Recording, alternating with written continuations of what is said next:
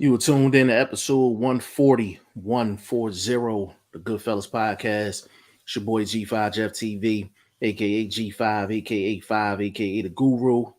And I got my main man with me, BoxingFirstVlog, aka the General, aka Blunt Bayless, aka Mr. 1K. What's going on, good brother? Oh man, just in these boxing streets marinating like some good sauce. Yep. Coming off a huge weekend of fights, man. Before we get started, um, y'all know how we do. Let's make sure our audio is good with everybody, man. Put a one in the comment section if you can hear me. Put a one in the comment section if you can hear vlog. Let me get this thing up and cooking. While we do that, just a couple of little small announcements. First and foremost, man, RIP to Take Off from the Migos. Just seemed like a disgusting ass video. Like somebody recorded him bleeding out inside of the I think it was inside of a bowling alley or something like that. But anybody that's in the music, you know what I'm saying? So a member of the Migos, they say they got hit by a stray bullet during a dice game that went bad. But you know, condolences to him and his family, family, loved ones, and you just it's one thing for somebody to die, but for somebody to pull out a camera and actually be, like recording the shit, like it's crazy. But condolences to the family. Big shout out to our little bro, man, from out of Iowa, man, Jason Phillips, man. He got a victory on Saturday. I'm not gonna lie, I threatened him before the fight. Told him if he didn't win, I was coming out there to fuck him up. So he I don't know if I was part of the reason, but he got a victory. So big shout out to Jason Phillips. And you got anything before we get started, bro? Oh man, just everything been going well on the betting on boxing side of the game. Had a couple little hiccups on some tickets, was waiting to get cashed out on them. Got things worked out with customer service, so you know what I mean. Tap in with me, man. Everything, man, hit them good this weekend. Diversified the portfolio, so to speak. Put some prop bets in on some parlays, and just tried to tweak the payout a little bit. You know what I mean? So just get with me for the latest information. We got a couple big fights this weekend. Obviously, we got Zerto, we got Bivol, we got Barat and Rakamoff. Hope I said that dude's name correct. You know what I mean? So a couple great title fights. So definitely get with the channel. Got some short stuff on the channel right now. So just working. For sure. Big shout out to L Dub, the plug in the building, man. He said, "What's good, man? What's good, L Dub?" I actually wanted to you put a post up, man. I'm glad you're actually in here, man. I wanted to actually ask you about something. My guy, man, Michael Johnson Boxing Talking More, man, said what it do, man. Big shout out to Michael Johnson, man, family for sure. L, for the people that's not following L Dub on like Twitter, that's a must follow. If you are hardcore, that's a must follow. He posted something a little earlier. Danny Garcia came in ranked number 9 at 160. That was real interesting. L Dub, can you give me can you kind of give me a little bit behind that? Because the only thing I can think of is maybe a Lara fight at 160, but I thought he was going up to 154. So if you can give us a little bit of insight on that, that'd be great. I just found that kind of weird. That he's basically in the top 10 in a division he hasn't fought at, and he just had one fight at 154. So give us a little bit of information on that. That'd be great. But just to recap this weekend, for all my casuals out there, let me get this out the way. Jake Paul got a victory over Anderson Silva, and it was a lot of buzz, a lot of hype with that because everybody was talking about a potential Nate Diaz fight. But I do want to get into that just a little bit, as far as like the story going into that fight with Jake Paul and Anderson Silva. We also had Vasil Lomachenko versus Jermaine Ortiz. Lomachenko got a decision victory in a very, very good fight. And I think Ortiz stock definitely went up after that fight. He fought very, very well. So we definitely got to get into that. William Zepeda got a victory over Jojo Diaz. And I know that was something Vlog and I talked about on the last show before the fights took place. We were leaning Zepeda, but we thought it was very close to a 50-50 fight. So that was an interesting fight, and Zepeda got the victory. Man, we got to talk Duke Reagan. We got to talk Abdullah. It's a lot. Robisi Ramirez. It's a lot we got to cover today, man. So what I'm thinking of, Vlog, if you don't mind, let's get the casual stuff out of the way. As far as the Jake Paul and Anderson Silva fight. Now I know that happened in your neck of the woods. Before I get to that, let me get the LW comment real quick.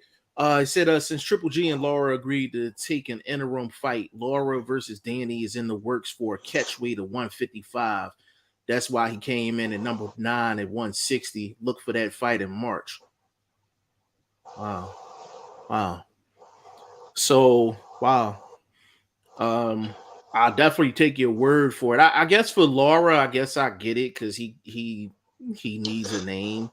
But him going down to a catch weight of 155 at his age, I wouldn't suggest that, me personally. But to get a name like Danny Garcia, I guess he really has no choice.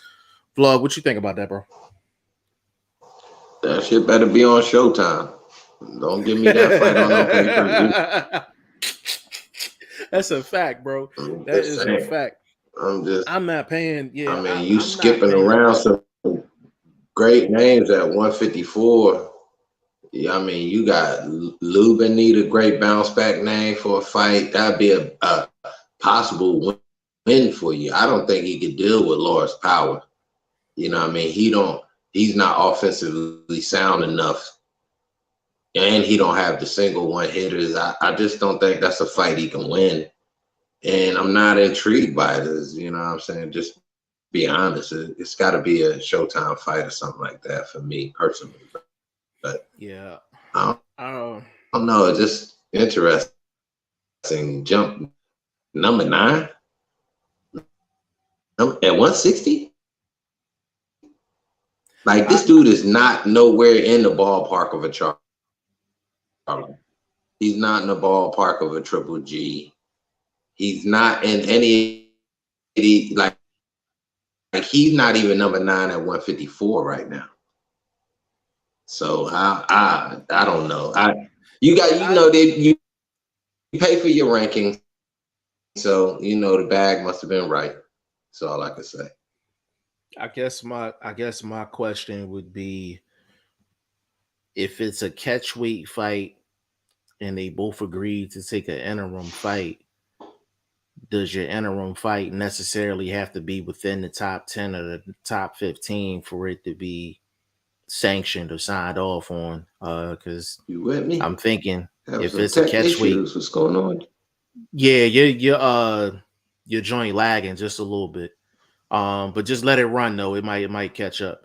But my thing is this: if it's an in-house fight and they agree to a catch weight, like, I don't understand why they would have to put him in the top 10 rankings if they both agree to take interim fights. The last time I checked, I don't think your interim fight has to be in the top 10. Correct me if I'm wrong, but I'm almost sure I'm correct on that. But Dub, if you still listening, definitely get with me on that. It's kind of a developing situation. I'm not too interested in the fight, but I'm with my man Vlog on this one, man. It better not come with an additional price tag. It better not come with an additional price tag. I promise you that, for sure. My guy, Bruce Gas, Boxing, Jazz, and More, man, says salute my brothers, man. Big shout out to Bruce, one of my favorite channels, man. Period. You know what I'm saying? Go subscribe to him, man. Matter of fact, everybody in the comment section, go subscribe to L Dub. channel. Go subscribe to Michael Johnson Boxing Talking More, and my man Bruce. Definitely subscribe, man. I don't know. What's on your brain, I bro? mean, there's some better names. Like you want to catch weight fight. Why not have?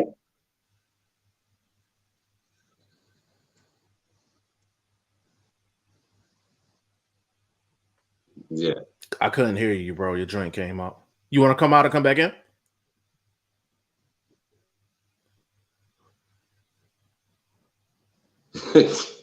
I mean, don't even.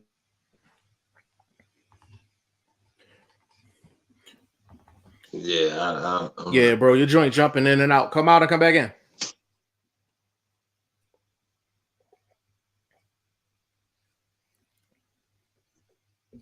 My man Vlog having some tech issues. We're gonna get that squared away in a quick minute.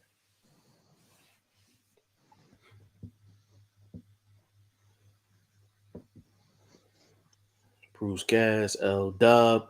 I'm gonna keep this thing up and going, man. But Jake Paul got a victory over Anderson Silva. That was actually in Vlog Stomping Grounds in Arizona, and crowd looked like it was lit. I ain't gonna lie, crowd looked like it was lit.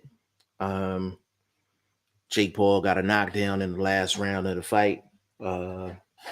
Little right hand over the top, uh, put him down. And I mean, whether we like it or not, man, Jake Paul definitely brings a crowd, and he's definitely bringing some type of attention to the sport. So I can't get mad at that. But you know, his next opponent again looks like it's gonna be um, Nate Diaz, another non-boxer. You know, Mike check 1 2 1 2. Mic check, mic check. All right, sound good, sound good, sound good. So what I actually want to do is I actually want to show the actual knockdown that Jake Paul got. Um, and this us just trying to add a little more audio to the visual to the show. So appreciate the patience. Men here maneuvering around. So give me just a second. I actually want to show this knockdown and Vlog if you can. Let me know whether you see the screen or not. Everything is up. Is up. So we're gonna matter of fact, let me do one more thing before we get started. Let me take this out the way.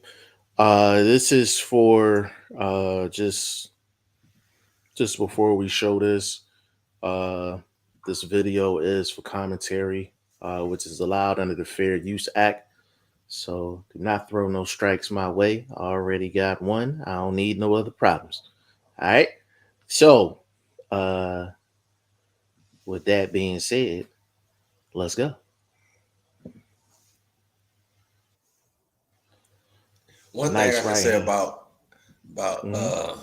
about Paul, his boxing is coming along. But we got to It is. remember, Mm-hmm. it's the competition that he's going against now. Is he able to show improvement against other, highly trained fighters? I guess you know what I mean. Right. Real boxers. I Right. don't know. I still question his ability because he has looked tired in some of these fights that's went a few rounds or whatever Yeah. outside of the Woodleys and Um. the Robinsons. Yeah, I do give him some leeway, in a sense because what was this his fifth fight, sixth? This is Six, sixth yeah. fight. I'm not gonna lie, Anderson Silva is a better fighter than a lot of dudes out here that's in these six fight. We talking about like fighters. I am showing a Well, little patience with him. but at Because the he's same time, now Anderson Silva is somebody that's a career pugilist, and in that career, he was a striker. So him being familiar with boxing is just part of how he fights naturally anyway. So he had an advantage over Woodley, over Nick Robinson. So again, we gotta put that in context of how good he did. You know what I'm saying? As far Well, as Anderson making it. Silva, I mean that's the thing. Like it's really a question of how do you rate Silva, because with Silva, I mean, when he beat Chavez Jr., everybody was saying like, hey, and that wasn't that long ago neither. It wasn't like Silva was like 25 when it happened. You know what I'm saying? He was old when that fight happened. So going in, let me show this knockdown one more time though. Let me show this knockdown one more time. It's a nice right hand over the top though. Nice right hand over the top. And a little throwaway, a vlog, a little throwaway jab too. You see the little jab, little throwaway joint? Yeah, Yeah, I poke to the like body, that. get the hands to drop. Yeah, he doing some things. That's what I said. I But he caught like him off. that. He caught him off balance. You know what I mean? So the punch was he caught him flat footed. He used the angle. Yeah, You know what I mean? So he doing some that smart things. that that little jab just to hide his face. You know what I'm saying? Just to basically block his vision a little bit, then put that right hand over the top. I like that. Yeah, yeah. Um PGH Big Dog, he says salute. What's going on, good brother? Appreciate you being on here. Um, but to be honest with you, that's how you hide a right hand. I gotta give it to him. That's how you hide a right hand. I'll show it one more time, but that's how you hide a right hand. And he gave you the two shots to the body too, vlog. The two shots to the body, the little jab just to hide the vision a little bit. Right hand over the top. I like it. Yeah, that's beautiful. He That's threw the beautiful. right hand downstairs first. He Yeah. committed Good. two shots to the body. Make sure the Mm-hmm. hands was dropped. Quick little Yep. right hand over the top. Wasn't powerful, but it was just enough, and the angle Yeah. was right that he got him off his feet. You know what I mean? Yeah. And that I angle credit him was, for some of the great things. The strong shot he landed on Woodley. He yeah. committed to throwing a heavy shot. He seen the opening and then he threw it. I mean, Yeah. these things are not easy to do in boxing. We see fighters not do it all the time. So we see frustration. So we got to give credit when we get a guy that's a novice doing some of these things in boxing. So I'm giving him credit, and he did it against decent competition this time. I've Yeah, respectable competition. respectable competition. I definitely agree with that. With him going ahead, um if you had to pick a boxer for him to fight, He's who not were gonna. you picking? He's not gonna. If it's up to you, All right. if it's up to you, if it's up to you. Right now, man, you got to be looking for your Giovanni Santiago type of guys, a guy that can fight, but not a real threat power wise, something like that. You know what I mean? Like you got to find those kind of guys, Sander Martin or somebody that's, you Well, he wanted to know. go up and wait though. You know, he a No, big boy. I'm using those guys in their Okay. fighting styles, and then them being fresh faces as boxers. He's got to find that guy himself.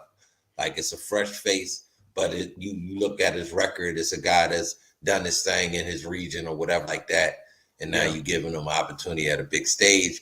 But again, it's not a threat. It's not a guy you got to really worry about getting, head clashes, dirty tactics. You definitely want to do your homework if you're going boxer route. But to me, he definitely has a market for fighting these MMA guys. That's just something he's Yeah. patenting. Stay in his lane. That's the only thing I would suggest. Just Yeah. stay in your lane, bro. I wanted to ask you this. This fight happened in Arizona in your neck of the woods. Can you give us a sense of how the vibe was out there, just in Arizona? It looked like the crowd was lit though. Looked like it was definitely lit. It was. I think it was more of a casino crowd, bro. Okay. Honest to God, I don't think it was. It was a casual. It's not a hardcore boxing scene. Like, you know what I mean? It just, you wasn't gonna have any ESPN reporters really, you know what I'm saying, there chiming in on the growth and the, you know what I'm saying, the excellent skills and the things that they do when they go to these events and they really pub up a guy. You're not gonna get that with this guy right now, man. I think he's a Triller type of guy. You know what I mean? You have to get that Triller journalist sort of guys that's in those internet sort of journalist guys. You know what I mean? It was a good scene for a social event. It cost a bit much, but again, that's why I said they had a crowd that was already there at the casino. Okay. That casino's been revamped. I mean, they did a great job with the revamping. They got parking out there now, so there's really a big scene already going on out there. So the draw, he just bought something different for that scene that was already there. So of course they're gonna lean and go that way. You know what I mean? So I ain't knocking them for the lane he in. The only thing, like I said, just stay in that lane, bro. Don't jump out that lane and really get to calling out Canelos. And I don't know, but right now he might have a chance at Canelo. I'm not gonna lie, bro. I'm not gonna fraud at all, bro. That's a clip. That's a clip, bro. That's 20 minutes in. Usually our clips don't come this early, but bro, I ain't gonna fraud. He might be able to do something with that dude, man. I mean, I'm just haven't been impressed with what I've seen from him. So then you see things that are impressive from Paul. You kind of got to change your, you know what I'm saying, your viewpoint a little bit. You got to adjust your viewpoint. A clip. That's definitely a clip. I'm just being honest, man. I'm never a big fan of this dude. You know what I'm saying? Again, I thought you was trying to make waves in boxing, like fighting guys that are springboards, but not really springboards. You're not beating any contenders. You're not beating, let's say, a former champ or something like that. But now I see what you're doing. You making yourself look good in the lane you in. Keep doing that. I don't know. I mean, and then if you look at it, I don't know if a Canelo fight is something that he would do. Like, to me, honestly, I think it's just I don't think so. It's worse than it. And look, it's a game, like money wise. Let's be honest. Like, you're gonna gain something. Gonna happen. Yeah, you never know. We never thought we'd see Floyd at some of the fights he's been in, bro. So, you know what I'm saying? Enough. I mean, but I don't know if Canelo's the type of dude that lives over his means and, you know, does all the things that Floyd does. So he has to compensate that with taking these sort of fights. So you could be right. I doubt if we see Canelo in that. Yeah, but if I had to, honestly, matchup wise, he might be able to get with him. I think if I had to pick, I would say maybe him and a Chavez Jr. would work as far as him actually beating an actual boxer. It probably won't happen, but a Tommy Fury situation will probably work. I think he could have a chance against him as well. I can't really think of too many more guys in that 175 range where I would feel comfortable with him going in there. I got one for you right now. What you tell me where you think he is boxing wise. Okay. Does he contend with a Jesse Hart? No, Jesse box circles around him. Jesse a box circles around him. That's a bad matchup. That's a bad matchup for him. Okay. Now I know where you think he is. Jesse's not like an elite puncher. He's a good boxer. Jesse is a good boxer. You know what I'm saying? If you would like a respectable name, but not a killer. You see what I'm saying? Yeah, no, I get you. What I would say is, does Jesse pride get in the way because it's Jake Paul, or does he just go in like it's regular business? Like, is he not going to fight the way the Jesse Hart at fight his Philly best? Style? Exactly, that's what I'm saying. Like Jesse at his best uses his feet, uses his arm length, uses his jab, and doesn't get into the exchanges. And when he fights like that, he's a tough out for anyone. When he gets into the brawling and that he fighting like he on Somerset, you know what I'm saying? Like he on Erie Ave and shit. Like that's where he's gotten into problems in his career. But if he was to fight Jesse Hart, I think that would be of course it'd be a great opportunity for Jesse, but like you said, like Jesse's not the biggest puncher at 175, and his weight, he's actually most comfortable at 168. So if Jake Paul was to see a Jesse Hart at a 170 or something like that, I think that'd be a quality fight. I definitely favor Jesse Hart to win. But if you really want to gauge where Jake Paul is at, that's a good. Yeah, that's what I'm trying to really and find out. Like I can't gauge him for what he's doing. That's excellent boxing tactics in the ring, but it's hard to equivalate those abilities against a true pugilist, like for example, a Jesse Hart. You know what I'm saying? So I don't know, but again, it's, to me, that's the only guy like I could think that's recognizable. You want to give us somebody that's recognizable, that's not a threat, quote unquote. Like again, not a one punch killer type of guy. So I think it's a good fight. T Finney in the building, man. Big shout out to him. Said salute. G5. I was arguing with guys about them saying Silva took a dive because another video shows the punch didn't look like it landed from the other side. You gotta look at you see, that's what people don't understand. Angles matter, especially when it comes to, if you're looking at the way Silva was, he was flat-footed. Paul was stepping around when he was throwing the shot, so he caught him at the right angle, bro, and it was a flash knockdown. So how is that a dive? He didn't get knocked out.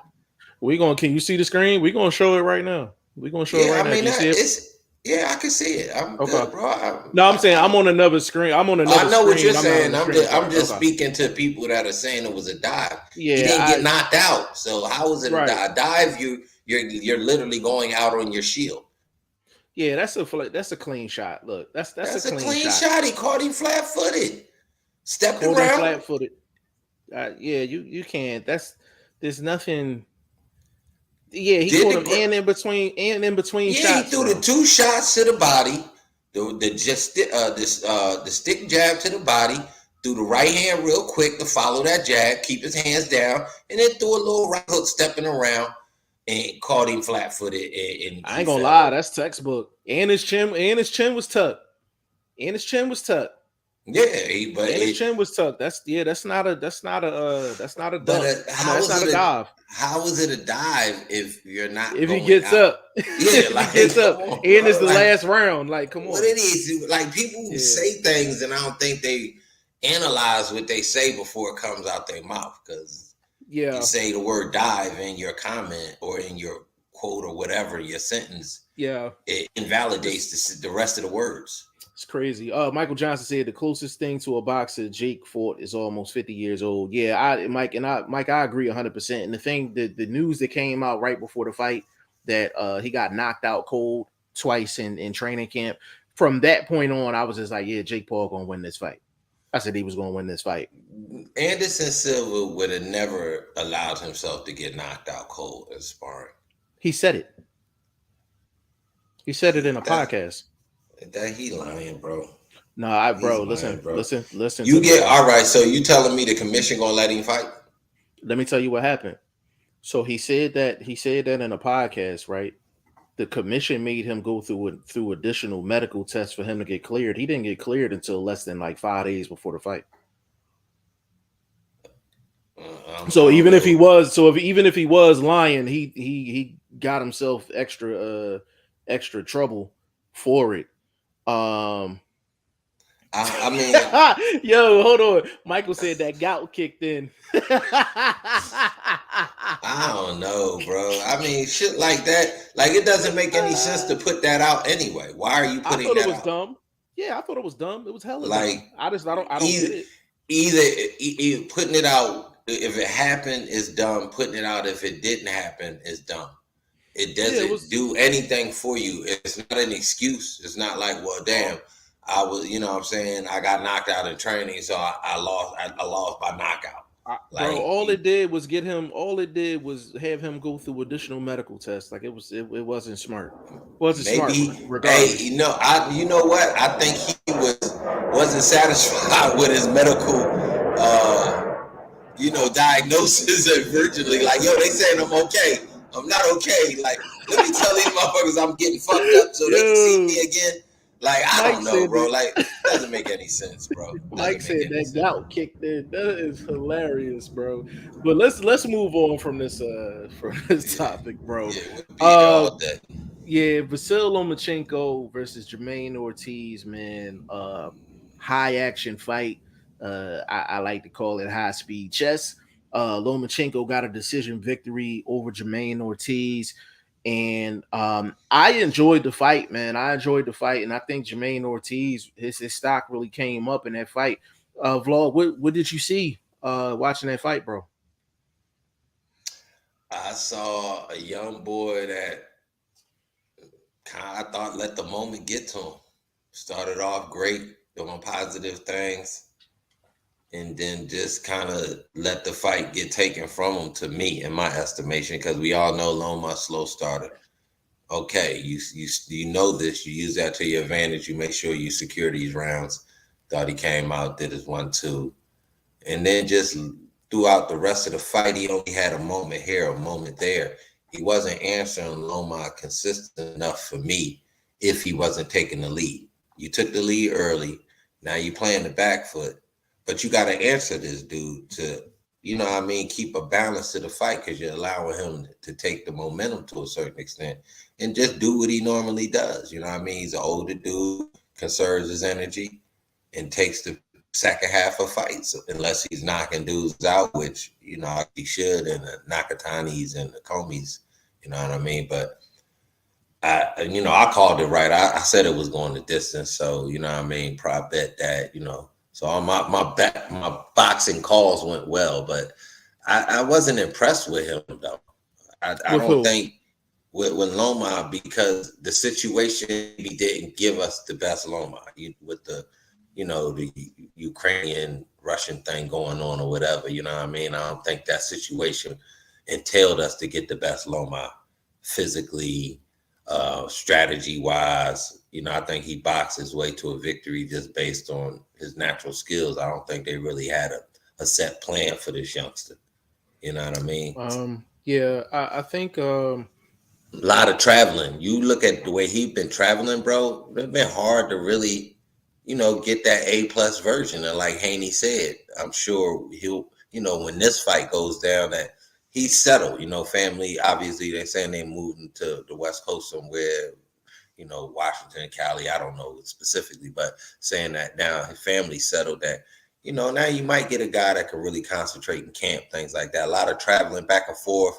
He went to the Usyk fight after moving, went back to the zone where they was funking at over there. So he been doing a lot of traveling, bro. Hard to really train properly. You know what I mean, with that. So for what we saw, and did he win? Yes, he won. You know what I mean? He won, but I think Ortiz kind of gave him the win to a certain yeah, extent. I off top, man. Let me just say a couple of things. Jermaine Ortiz definitely, for a young guy, I feel like he deserved the opportunity to get a Lomachenko fight. He beat Jamel Herring in his last fight. He beat my guy from RDR Promotions prior to that, and that was a solid win as well. Nahir Albright, he beat him as well.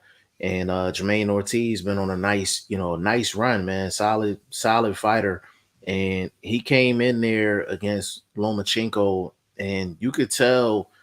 Not only can you tell, like he's it was either he studied Loma a lot or he was a sparring partner. Like if you never heard of Jermaine Ortiz, you could watch that fight and you could tell he definitely had a game plan. I'm gonna tell you where he went wrong at though. Um, as a young pup, the hardest thing for you to do is pace yourself.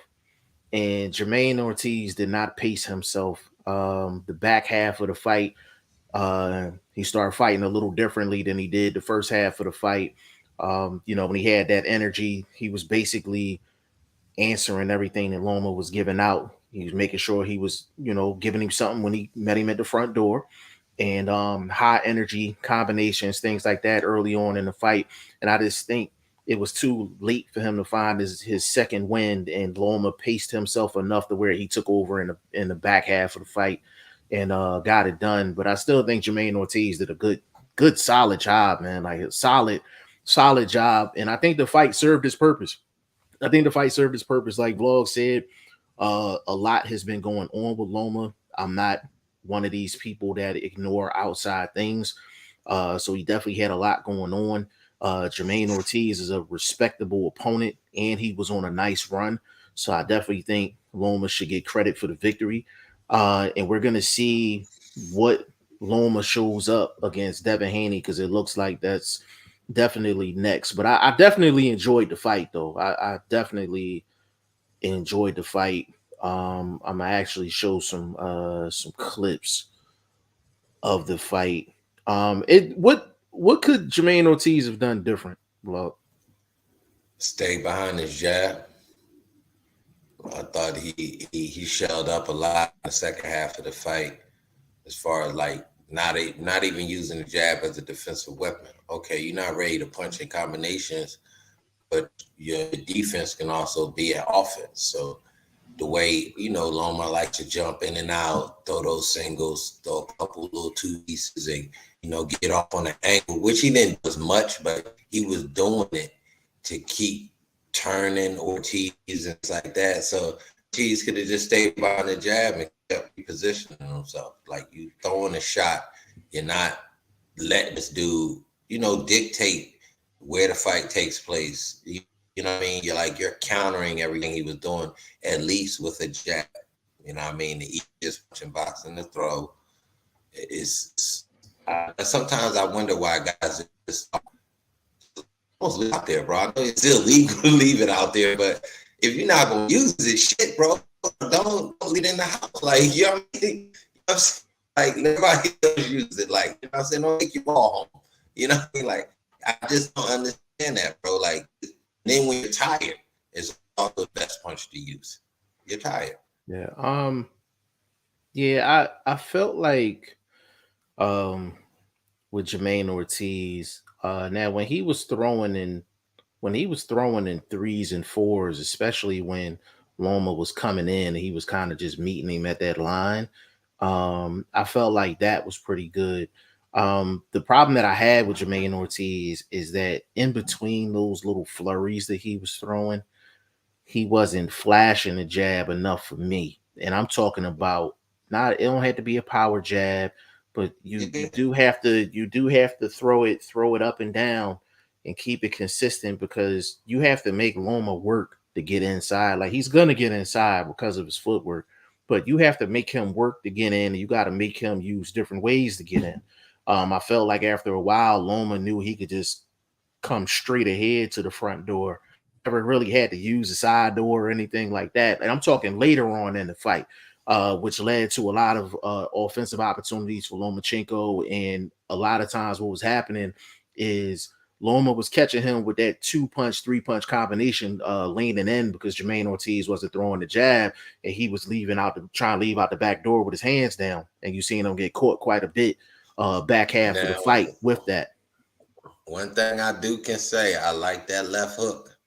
That left hook was a money shot for Ortiz. Obviously, it was doing damage on the face of Loma. Now, on the flip side of what we saw Loma doing, now he does this thing where I guess they call, quote unquote, the angle. Shout out to Phil Jackson, and how he moves side to side to pace which way he's going to angle in or out. That may not work against Haney. Why do I say that may not work against Haney? Because soon as you position yourself to make that decision, you're going to have a jab that we've been discussing in his face. So it's going to change, offset what he's going to do. You're going to consistently keep making him think, which is taken away from his offense. We believe that Ortiz could have done a little bit better throughout the fight, and then it would have always been a punch that's there, muscle memory. I've been using this jab most of the fight. It's just going to be there later when I need it. I don't know. He didn't consistent. I think he tried to answer the combinations that he know Loma throws with his own. He tried to put more sting early in the fight. Loma wasn't punching it hard early. I think he outsmarted Johnson in a little bit to me. Go ahead and run the clips though, bro, so we can break this down. Yeah, big shout out to Brennan Smith, man. He said, "Hey, people, big shout out to you, Brennan Smith." Michael Johnson, he said Ortiz did a good job. He need to be ready to go 12 rounds when the time comes. Bro, let me speak on that really quick before we get started with the clip. He had an opportunity to work with Boots strength and conditioning coach Rob Acosta, and it ended up not working out. And I said it when I talked to Rob, and I said I wish it would have happened, because I think he that might have been the difference, with him in this fight. And he definitely needed it because he definitely gassed out. And I was on a big shout out to Clarence McLean, No Duck Zone podcast. I was on there, I think yesterday morning or Sunday.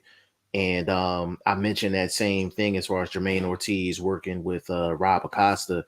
And one of the guys said, well, who the hell is he? Like, Boots ain't never been no rounds. And I'm like, bro, like, obviously you're not in these gyms, because anybody that knows Boots spars 4 to 5 minute rounds with like a 30-second break, and his stamina is insane. You know what I'm saying? And I'm like, you don't necessarily have to go rounds in an actual fight to kind of know what kind of motor a guy has. And I'm like, Boots Ennis has one of the better motors in the sport. I'm like, he hasn't had a chance to show it because he be knocking everybody out. But I'm like, Rob Acosta is one of the best in the business. But it's little small things like that you have to pay attention to. So for Jermaine Ortiz, when you have an opportunity to work with a guy like a Rob Acosta, one of the best strength and conditioning guys out there, man, like, you do what you have to do to get that done. Because that, you know what I'm saying? Like, I'm not saying it gets him a victory, but it definitely, I don't think he gasses out as much if he has a guy like that. But it's a game of inches when it comes down to boxing, man. Like, every decision counts. Every decision is important. You know what I mean? I mean, when you definitely taking the biggest fight of your career, I think might tend to spare no expense, so to speak, and kind of go extra mile to help guarantee. Not that there is a guarantee if you hire type of people, but just to help. It's it's a psychological thing too. I hired the best. I should get the best results. Like, you know what I mean? So that's the biggest. It was almost like a title fight to a certain extent. You know what I mean? It was exactly 100%. You open that door. You standing next to Devin Haney. Facts. You see what I'm saying? Facts. So 100% facts. I mean, I don't know what their budget was, but maybe make this ideal with Rob. Like, look, bro, we gotta get Rob on.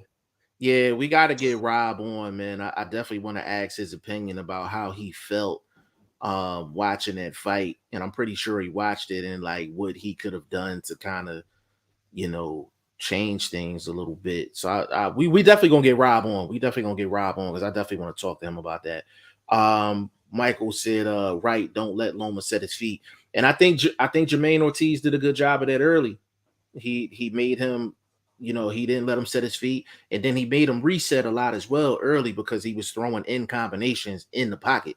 So Loma wasn't always the first person getting off. So the strategy was really good early. It's just, I don't think he had the juice to sustain it late, and that's where Loma was throwing hard early too. Yeah, he was throwing hard early, and that's a lot of energy. You throw hard in the second round. You ain't throwing that same weight in the eighth. Yeah, definitely. So what I'm gonna do is I'm gonna show this clip. And we're gonna run it. And before I run it, videos for commentary only, which is allowed under the Fair Use Act. Do not come and get me. Do not come and get me. All right, here we go.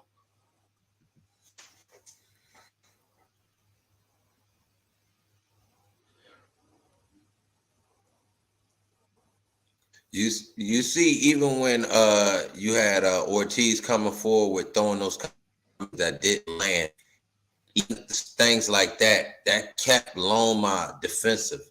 Yeah, let's Loma defensive. Let's look at that again.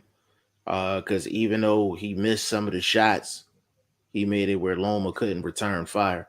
So let's take a look at that again. And he looked like he threw them at range, like they were kind of long shots like that. I'm See, that using was a them to back up four. out of here. That was a 4-punch combination, and he was coming forward.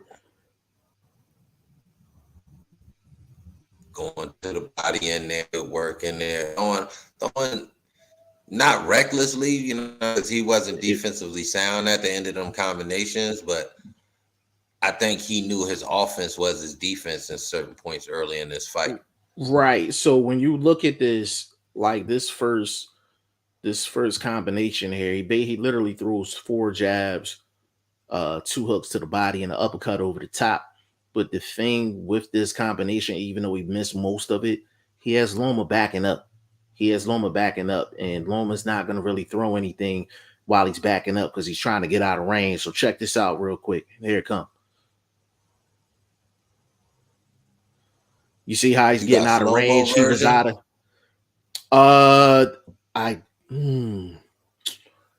I do. I just don't know where it is. I'm gonna run it again though. I'm gonna run it again because this is important, and this was early too, first round.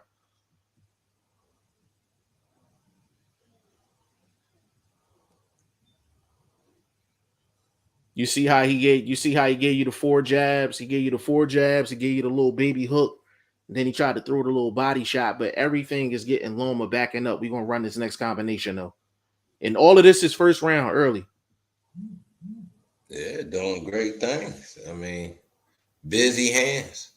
Yeah. Look at that dip. You see him using that head dip, getting inside and throwing a body shot after dipping. So while he was down there, he didn't waste that effort. Let me get something off while I'm down here. So you see the activity. A lot of smart things early. Yeah, so you see the activity, right? So you see the activity, but the thing that Vlog said that's very true, you could tell he's trying to throw hard. Like he wasn't just letting them, you know what I'm saying? Just letting them go. He was throwing everything at like 95 miles an hour, where probably in the early rounds, if he's throwing that at 80, 85, he might have a little more energy going down the stretch. T. Finney still get the same effects of what you're trying to do. Keep your opponent at bay, let him know you combinate, and they know it's different shots coming at him. He wasn't consistently on a 1-2. Somebody can start reading that time. That he did, which is smart. When you fight the guy as complex as Loma, you can't give him those who got sort of 3-4 punch combinations. That's what you throw. Even though who got shit off on Spence, and I'm like, this man throw the same shot, and you let this shit get on you like that, knocking your mouthpiece out, almost dropping you. That was crazy. Loma wouldn't let that happen. That's who knows he fighting. These are the shots that he throws. This is the shots I gotta look out for. But Ortiz didn't give him that.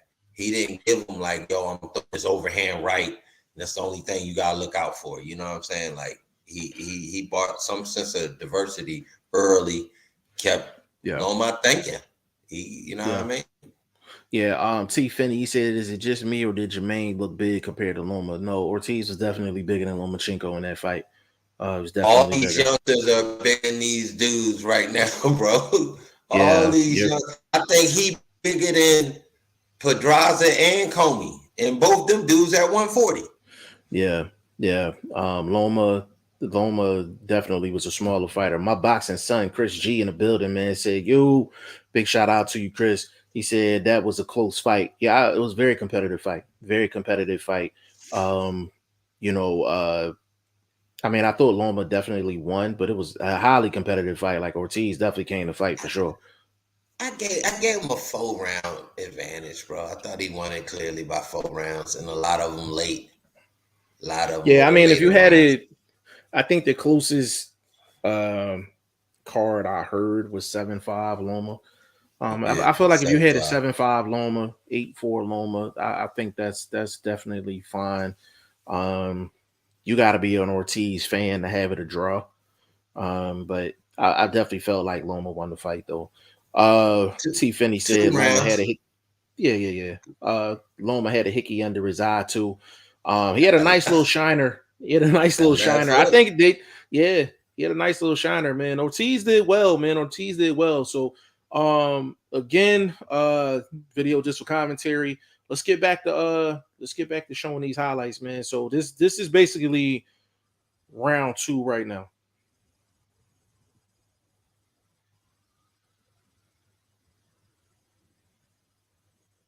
See, right here is what we should have been saying, that jab. Let's run that back. Let's run that back real quick, bro. I'm gonna run it right now.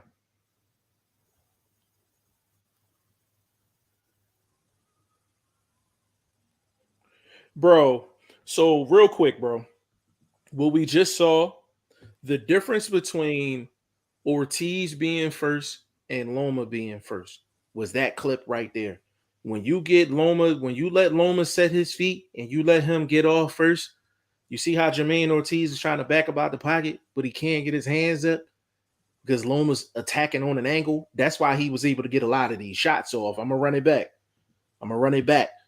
And this is what we're gonna be adding to, to these podcasts, man. Give you these visuals along with this talk. All right, right here, vlog. See, he that's what I noticed. He was throwing that short jab to set up his combinations instead of consistently using the jab throughout the fight. You seen it right there when he was against the ropes. Like, all right, I'm ready to throw something, but I gotta get a rhythm going. So he threw that quick little three little pop joint, and then he threw that final shot. But bro, your jab is so important throughout the fight. Right. Keep it distance. So, bro, we're gonna go to that clip one more time, bro. So right before Loma throws his combination, bro, he should be popping some type of jab out, even if it's something light. He doesn't get this off if he throws a jab. Right, if he throws a jab anywhere in there. Check right there, real quick. Loma anticipated the jab because he threw over the top. You see how Loma threw? Like, he threw like, I'm gonna counter his jab and come over the top with my shots. Like, he anticipated a jab coming, but it never came. But so he just went into his combination. He went right into his combination. Right. But he was going to throw the same combination, but just as a counter over the top of his jab, you have speed to a lazy jab. And Ortiz just made it easier for him because he ain't had nothing to really counter. He was just able to just be the aggressor and get his combinations off. Let's keep it going. Man, and then his hands is down. I don't like where his hands was at the most of the fight either. Well, later in the fight, he kept his hands up because he was too tired to move defensively. So he kind of shelled up a little bit later. Early, he had his hands down trying to let his legs be his defense. Maybe, like I said, I keep going back to it. The jab is offense and defense right there. You throw your jab right here in this frame. Let me go right quick. You throw your jab right here, you can start off a lot easier. Even in this freeze frame here, what I'm doing here, because his back is against the ropes and he's close to the corner, what I'm doing, I'm throwing a jab. I'm throwing a lazy jab, but I'm coming in to draw the space, and I'm either clinching or I'm clinching and I'm turning him so my back is off the ropes. So that's a possibility too. But he does have enough space to move. He has enough space. Off a jab, he can come further down the ropes towards us. This is what he decided to do. He just got low and clinched. I'm okay with that as well, but that's risky as well if he throws an uppercut in that situation. In that situation, you get head clashes. And if you're not checking the target before it comes in, you get accident because he was just wanting to grab. So he don't know when Loma's coming up. You know what I mean? As he's going to grab low. I would have preferred him to jab right here in this. Hold on, let me get this still frame right here. A jab to the chest and clinch and turn. That's what I would have done in this situation, or would have suggested. Yeah, because he could have clinched up high. He could have clinched up high and turned. Yep. But he using more energy going low, grabbing the body, trying to control the weight and the positioning. Yeah, and the goal is to turn him. The goal is to turn him and get your back off the ropes. And you know what I didn't like from the youngster that I thought they could have did better, especially when they knowing that he tires and he was more likely going to get tired because he didn't have the A+ training and Rob Acosta. That being said, he didn't do his dirty boxing was terrible. He didn't do the little small It things. was done. It was done. Yeah, No I dirty mean, boxing. like I'm gonna hold you, and I'm getting off with this one shot. I'm throwing, liver shots time to time. It happens in boxing, but sometimes you got to make those hip shots count. You got to make those elbow shots count, just to let your dude know I'm here. No matter if it's not your traditional style boxing chess match, just a dog fight, and that's just how I'm dog fighting. And those things count as far as what the judges see. They still see your competitive nature. You know what I mean? Like they see you not getting tired. Like, you know what I mean? Like they not witnessing that, okay, he's tired, but he's holding, but he's still working. Right. They, you know what I'm saying? They see the work, not really the tiredness, you know what I mean? But Right. when you're doing things like what he just did as far as just grab, like I'm getting out of danger, I don't got no other way out of this. There's other ways out of that situation, and the jab would have not even put you in that situation because you could have continued to use your legs. And this was right after that combination right there on the still pick. So that left him here. This still pick here is important. This is plenty of time to get you a jab That off jab. and close that distance right here. You understand what I'm saying? You Or don't if even not, allow him to walk forward like or this if and not, back yeah, yourself into the corner. you could have even not even to tie up, Jeff. I get your estimate in tying up, but just jab and walk around, jab and walk around. You I'm have cool with enough that too. space. Yeah, You he have definitely enough has enough space. space. So if you look at here, like Loma's trying to cut, he's trying to cut the ring off here to get him in the corner. But Ortiz helped him out because he didn't throw no jab, and then all he had to do was walk forward towards the referee. All he Big had to do was game walk though. forward towards the referee. Peep game with Loma doing. He's using the ref as part of the advantage to cut. Like, so if I get closer here, I'm gonna cut this alleyway off, use the ref. That's gonna give me that extra step to get to him if he tries to go out that side door. But again, Ortiz did the completely opposite. He tied up. He gave Loma the advantage on scoring if you're just judging that scenario as part of your Just judging that the round. sequence alone. Mm-hmm. Yeah, you're giving it to Loma, and Loma didn't do anything damaging. It's ring generalship. It's part of scoring in boxing. That's ring generalship. He controlled the fight. He controlled how the fighter reacted. Yeah. Smart boxing. Smart boxing. Yeah. And then you're the little dude coming forward. Yeah. That does not look good as far as the judges is concerned. Unless you're Pitbull Cruz, and that's just the only way you got to fight. But you're getting advanced. There's no way in the world Ortiz should have not been front for this whole. Yeah, let's continue to run it.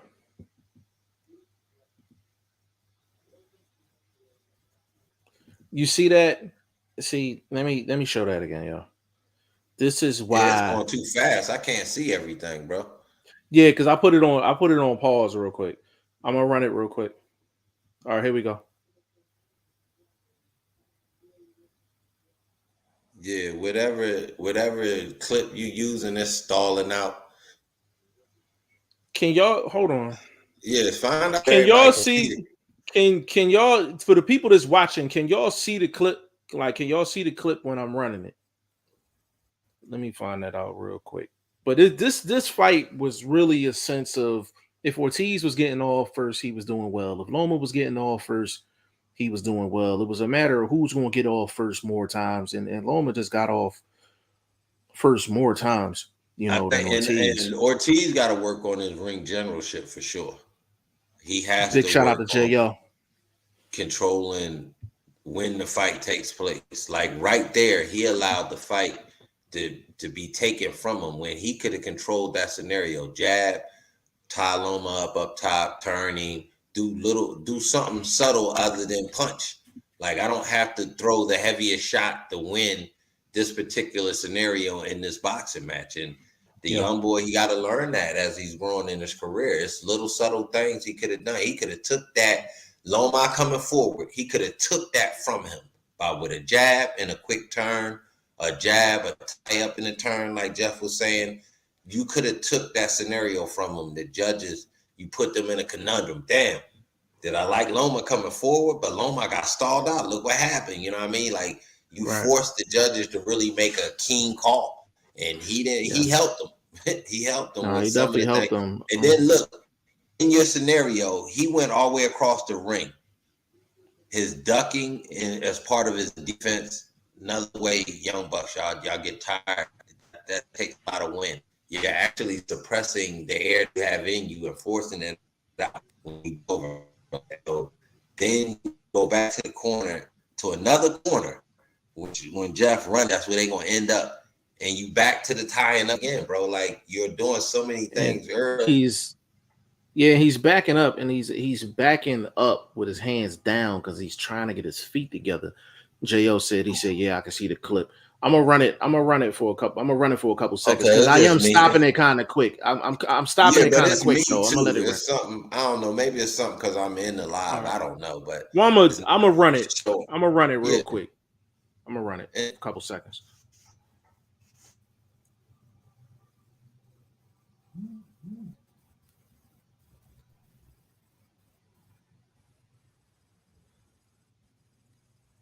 That right hand from, that straight left from Loma, it wasn't on point, but it was busy enough that he kept ducking from it. Yeah, he's killing him. The clip I just showed, like this is classic Loma. This is classic Loma. When you let Loma get off first and you let him get his right foot over top of your left foot, you gonna have problems. Even though he's the smaller dude, you are gonna have problems against Lomachenko. This is what makes him who he is. How busy them feet are, how disciplined his feet is. You can't let him set them. Can't let him set them feet, man. You should be firing. But the way you kill Loma straight left hand, that quick little shotgun left hand he throws, you stay close to him. You're the bigger fighter. Bro. You press the action, take some of his crucial weapons away, like his movement, like that counter sort of left hand that he throws.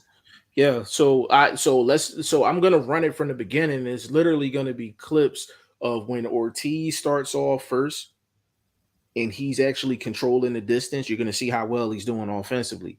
And then the back half of the clip, you're gonna see Loma getting off, and you're gonna see the complete difference between Loma actually being able to handle Ortiz offense and Ortiz being able to handle Loma's offense. So we're gonna run it.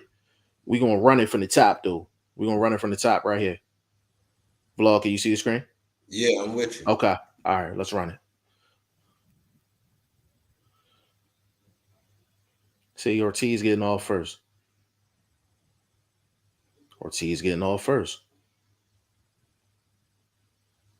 off first again. Nice right hand to the body. Right. Now here come the switch. Now you getting off first again. See, Loma thought I could smother his offense by getting close to him. See, Loma getting off. Changed. Loma was like, let me get him with the quickness from the outside and not smother my own self by getting too close to him. See what happened again? Loma got too close, got smothered. Yeah, it's and crazy that the little about. Dude it's crazy that a little guy from like Loma can really box well from the outside because he's so quick. Yeah, and that's that's the difference. That's the difference between you getting off first and the other person getting off first. And this is why, and like I said, we've been kind of shortchanging y'all on the video, but this is why film study is so important. Because you've seen this in the Jamel Herring fight. When Jamel Herring got off first, Jamel was successful. You know what I'm saying? So this is why when we're talking boxing, this is why we have film sessions. This is why we pull these things up, because it's one thing to talk about it, but it's a whole nother thing to see it come to fruition. You know what we're talking about. Jo said, after watching Loma last week, are you sold on him giving Haney problems and possibly to win? Vlog, I'll let you get at that first. Based on what I believe can be improved, and that's obviously a stamina, fine-tuning the game plan. I think he can be a problem. I think he can, because one thing he has that I'm going to tell you, none of these other dudes that Haney's fought has: speed. None of these dudes fought Gamboa's speed shot by the time he seen Haney. Linares speed shot. You know, you talking about 5-6 wars with him, so speed level had definitely decreased. Who else? Cambosis, not really a speedy guy. Kind of has a speedy attack, but his speed is not his forte. So it's not like he's throwing quick counters against Haney's jab or anything like that. Again, I think that speed and his conditioning can improve. It could probably be a very interesting fight. It ain't gonna be no Cambosis. I'm gonna tell you that. Yeah. The one thing I will say, Jo, is you can tell with Haney's 2 fights with Cambosis that you can't walk the Haney with just the quick feet, and you don't have of it. And that's why he was beating Cambosis to the punch. Like his feet was going 100 miles an hour, 40. You know what I'm saying? So Haney was beating him to the punch every single time. And that's going to be the interesting part of this fight, because you know Loma's going to come with the footwork. You know he's going to come with the punch variety. I think with Haney watching this fight, I think he should have hella success offensively, because he's way more than Jermaine Ortiz, and Jermaine Ortiz had a good amount of success in this fight.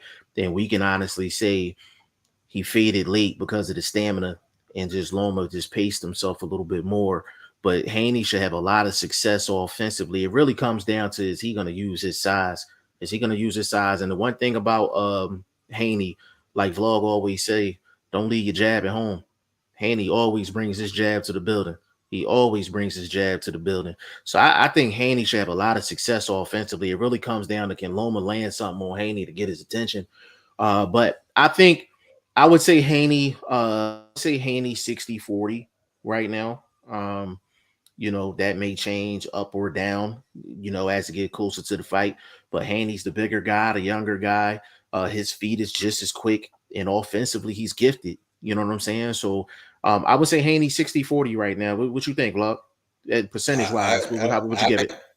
I agree with that. Right now, you got to look at it. You stated it. Size, Haney, automatically an advantage in boxing. Do fighters use it to their advantage is the key. He stated that also, so I agree with that. We can see Ortiz didn't do it, I would say, enough in this particular past fight with Loma. He should have been, you know, foot on the gas, behind the jab, looking to throw that killer, you know, sort of single shot that really gets Loma's attention. He went the other route, tried to find it through the combinations, but Haney, size, jab, 2 things that edge him automatically. But again, I mentioned 2 things that make Loma a live dog, and that's the ability with speed. So if you got speed, that means you can counter what people are doing to you. You can counter a jab. Even a great jab can be countered. In Loma, we know he's bringing some type of pop. He's got enough KOs on his record that we got to respect the punching power. You know what I'm saying? Yeah. So, like you said, is he going to throw something that's going to get Haney's attention? Haney fighting off the back foot that could go against him with the judges. You know, things like that, man. It's going to be a great fight, man. I think it is, because like I said, I see Loma changing things around as far as conditioning. He's not going to look as sluggish. He's not going to tie up as much. I don't anticipate him with the tie-up game, because, again, all of that travel, bro, a lot of travel, bro. I mean, international travel. He ain't even traveling back and forth East Coast to West Coast. He's traveling real time zones. So that'll take something out the legs. Yeah, and I'll say this as well. Big shout out to Coach Padman McGriff too, man. If you watch these last 2 fights against Cambosis, and we had Padman on the show prior to that, he said that they were running pads and doing pad work to get Haney more twitchy in the pocket, and by twitchy, it means short combinations and getting right back to your base. And you could tell Haney masterful in doing that against Kambosos, and that's what you need against a Kambosos. When he fought Tiafimo wasn't twitchy. Like everything was wide, everything was big. With Haney, everything is compact, 2s and 3s, and he's getting right back to his base to where you can't really get nothing off return fire. So you could definitely see the improvements offensively with Haney. And sit down and watch them Kambosos fights and then run back a fight like the Linares fight. He fights completely different offensively right now. So he's a lot more efficient now than he was probably about like a year ago, man. So of course it's not, all the credit doesn't go to Padman McGriff, but definitely big shout out to him, because even when he run his pads, he don't run his pads like the Mayweathers and just all that like it's compact shots. It's movement involved, and I like that type of pad work. So big shout out to Padman McGriff, man, for sure. Jo said, I thought Loma won 8-4-7-5. A lot of people calling in a robbery, but I don't see it. Nah. I seen it the same way. 7-5, 8-4, 7-5. Yeah. I definitely agree with that. Michael said Nevada State Athletic Commission approved Miller to fight. I'm assuming you're talking about Big Baby Miller. If they approved him, bro, only thing I can really ask for, did he get a VADA test? Did he go through extensive, testing before he got approved to fight? If VADA's involved and he took a VADA test and his VADA test was clean, and he's gonna have several VADA tests before and after the fight, let him go. You know what I'm saying? Like, let him go. It's just when someone tests positive, I think it should be mandatory for them to have VADA. I think they shouldn't have no other option. If you don't do VADA, then you don't fight. And I think that's a start. But that comes down to a lot of these commissions. They all got to get on the same page, because if Nevada's doing it and New York is not, then he just gonna go fight in New York. You know what I'm saying? If New York does it and Texas don't, then he just gonna fight in Texas. So these are some of the things that we be talking about, as terms of just regulating the sport of boxing. But let's continue to get this clip out the way so we can keep it moving. We actually got to get to Zepeda too. Let's run it.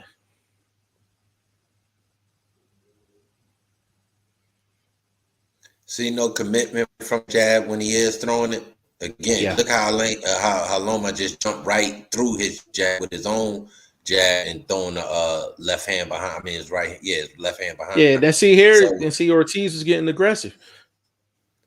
He had to answer with something like, this man keep jumping in your front window, turning your TV channel. Right. And like, let me say this too. As these clips are going on and you see Loma having more and more success, these are becoming later on in the round. So right now you're looking at round 6. I'm gonna run it real quick. And Loma knew that. He was like, the rounds are going down. I'm gonna start taking the fight to him. I'm gonna start capturing the rounds that seem to linger when it comes to judging. It's the later rounds that linger for some reason. And I think fighters like Loma, they know this and they take advantage of it. Yeah. So we're in round 7 on that. This is round 8. The tie-up game for Ortiz was working early. That pot shot. Listen, that pot shot was nasty though. I'm gonna show that again. That pot shot was nasty. You see it had him hook up real quick. That pot shot. This one right here, y'all. Right here. That's a beautiful pot shot. But you know what though? Look at that. Yeah, see, and that's that leaping. But you see both his feet not on the ground. He's getting full torque in that shot. So that pot shot, you know what that pot shot remind me of? Those are them same pot shots that Caleb Plant was landing against Canelo. Like, he wasn't committing to him. He was landing them, but he wasn't committing to him. Like, if he would have committed to that shot, that's a chin check shot right there. That was a little love tap. What I'm gonna say in this scenario, if you see how Loma's jumping in and he's really flat-footed, he's Haney's foot. Yeah, that's my even more. Haney's footwork is way superior than Ortiz. So instead of engaging the fighter with a defensive stance, you might get Haney take a step back and get that pop and get him off balance, get a and knockdown. here's the key with that though. Look at Ortiz positioning. You can't do that with your back that close to the ropes. You got to make sure you're not that close. Yeah. Or you're not even in a defensive mindset. Like So when the attack was coming, he automatically went defense. Like, you know what I mean? Like when we saw the earlier clips, his jab was so lazy. He was so concentrating on backing up as a defense that he didn't even use the jab as part of the defense. I'm gonna stick this broomstick out here. You come around it, I'm gonna be out of range by the time you come around it. But it was so lazy. And check Lomachenko's right foot. You see where his whole leg is outside of Ortiz's left foot. Once you're in that position, you're that close to the ropes, you're locked in. You locked in. You can't go nowhere. Yeah. You can't go nowhere. We're gonna run this last little bit, and then we're gonna get up off of this, and then we're gonna move to the next joint. Because we are hour 15 minutes in. So I'm gonna run these last couple seconds of this joint. Because we pretty much got the idea with this fight. Let's go.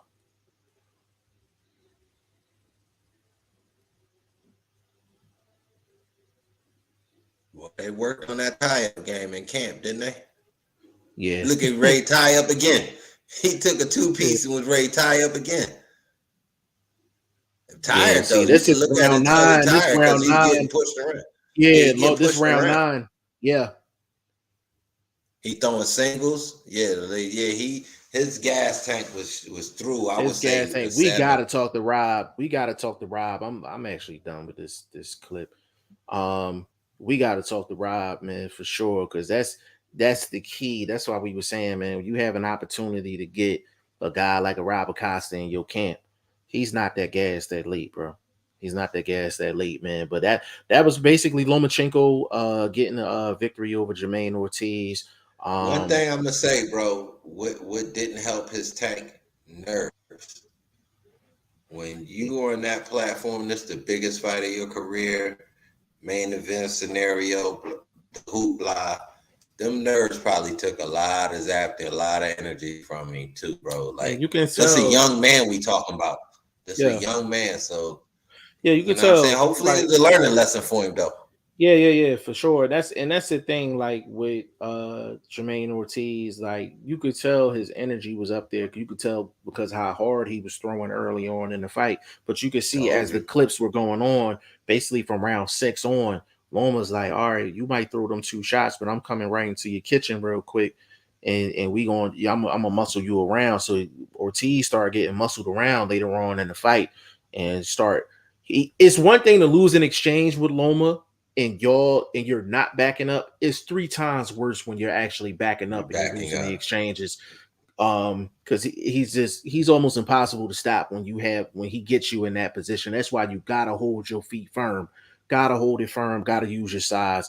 But that was pretty much the Lomachenko Jermaine Ortiz fight, all in a nutshell, man. I hope you guys are enjoying the visuals that we're adding along with this.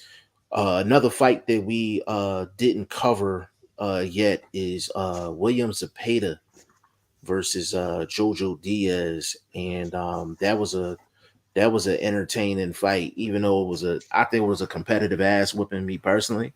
But William Zepeda's a problem, bro. William Zepeda's a problem, man. That's harsh, man. I wouldn't say. How'd you score it? How'd you score it?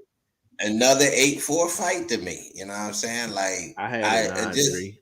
I had a 9-3. Yeah, like I Zepeda was just how can I say this, bro? Relentless. I got the clips. Oh, trust me. Yeah. So when you're fighting somebody that is relentless, you might not be doing anything necessarily detrimentally wrong. But just whatever you're doing positive just isn't enough. You know what I'm saying? It's like dealing with ants. You know how ants can be relentless. You're like, damn, bro. You know what I'm saying? I did this, did that, cleaned up the area, got the ants still here. So that's how William was that night to me. He was freaking relentless. Because he ate a couple money shots and came right back like, you know what I mean? He didn't get hit in the mouth with a frying pan. Yeah, Zepeda is... he's very he has educated pressure, and those are some of the more difficult guys those are some of the more difficult guys to deal with power. Chris G said I had it 11-1. God damn. He said he was Damn, Chris. 11-1. Damn. I had it 9-3. I had it Yeah, 9-3. I guess we being too generous. Yeah, I should. Chris ain't like nothing he saw from Diaz. I said a competitive ass whooping, but my God. Chris ain't like nothing he saw from Diaz. He said, bro, I remember Jeff and Shane told me William Zepeda was trash. Damn, did I say that? I don't remember saying that. I might have. There's more of a chance that I said Jose Zepeda was trash more so than William, because I didn't. I'm way more familiar. Yeah, because Jose was the one that came off the loss too. So it might have been. Hey, Chris. It was probably Jose Zepeda, Chris. I don't think it was William Zepeda. He wasn't even on our radar like that. Even if I said William Zepeda, I probably meant Jose Zepeda. To be perfectly honest with you. Chris Street trying to put me on Front Street, bro. That's my guy, man. Love Chris, man.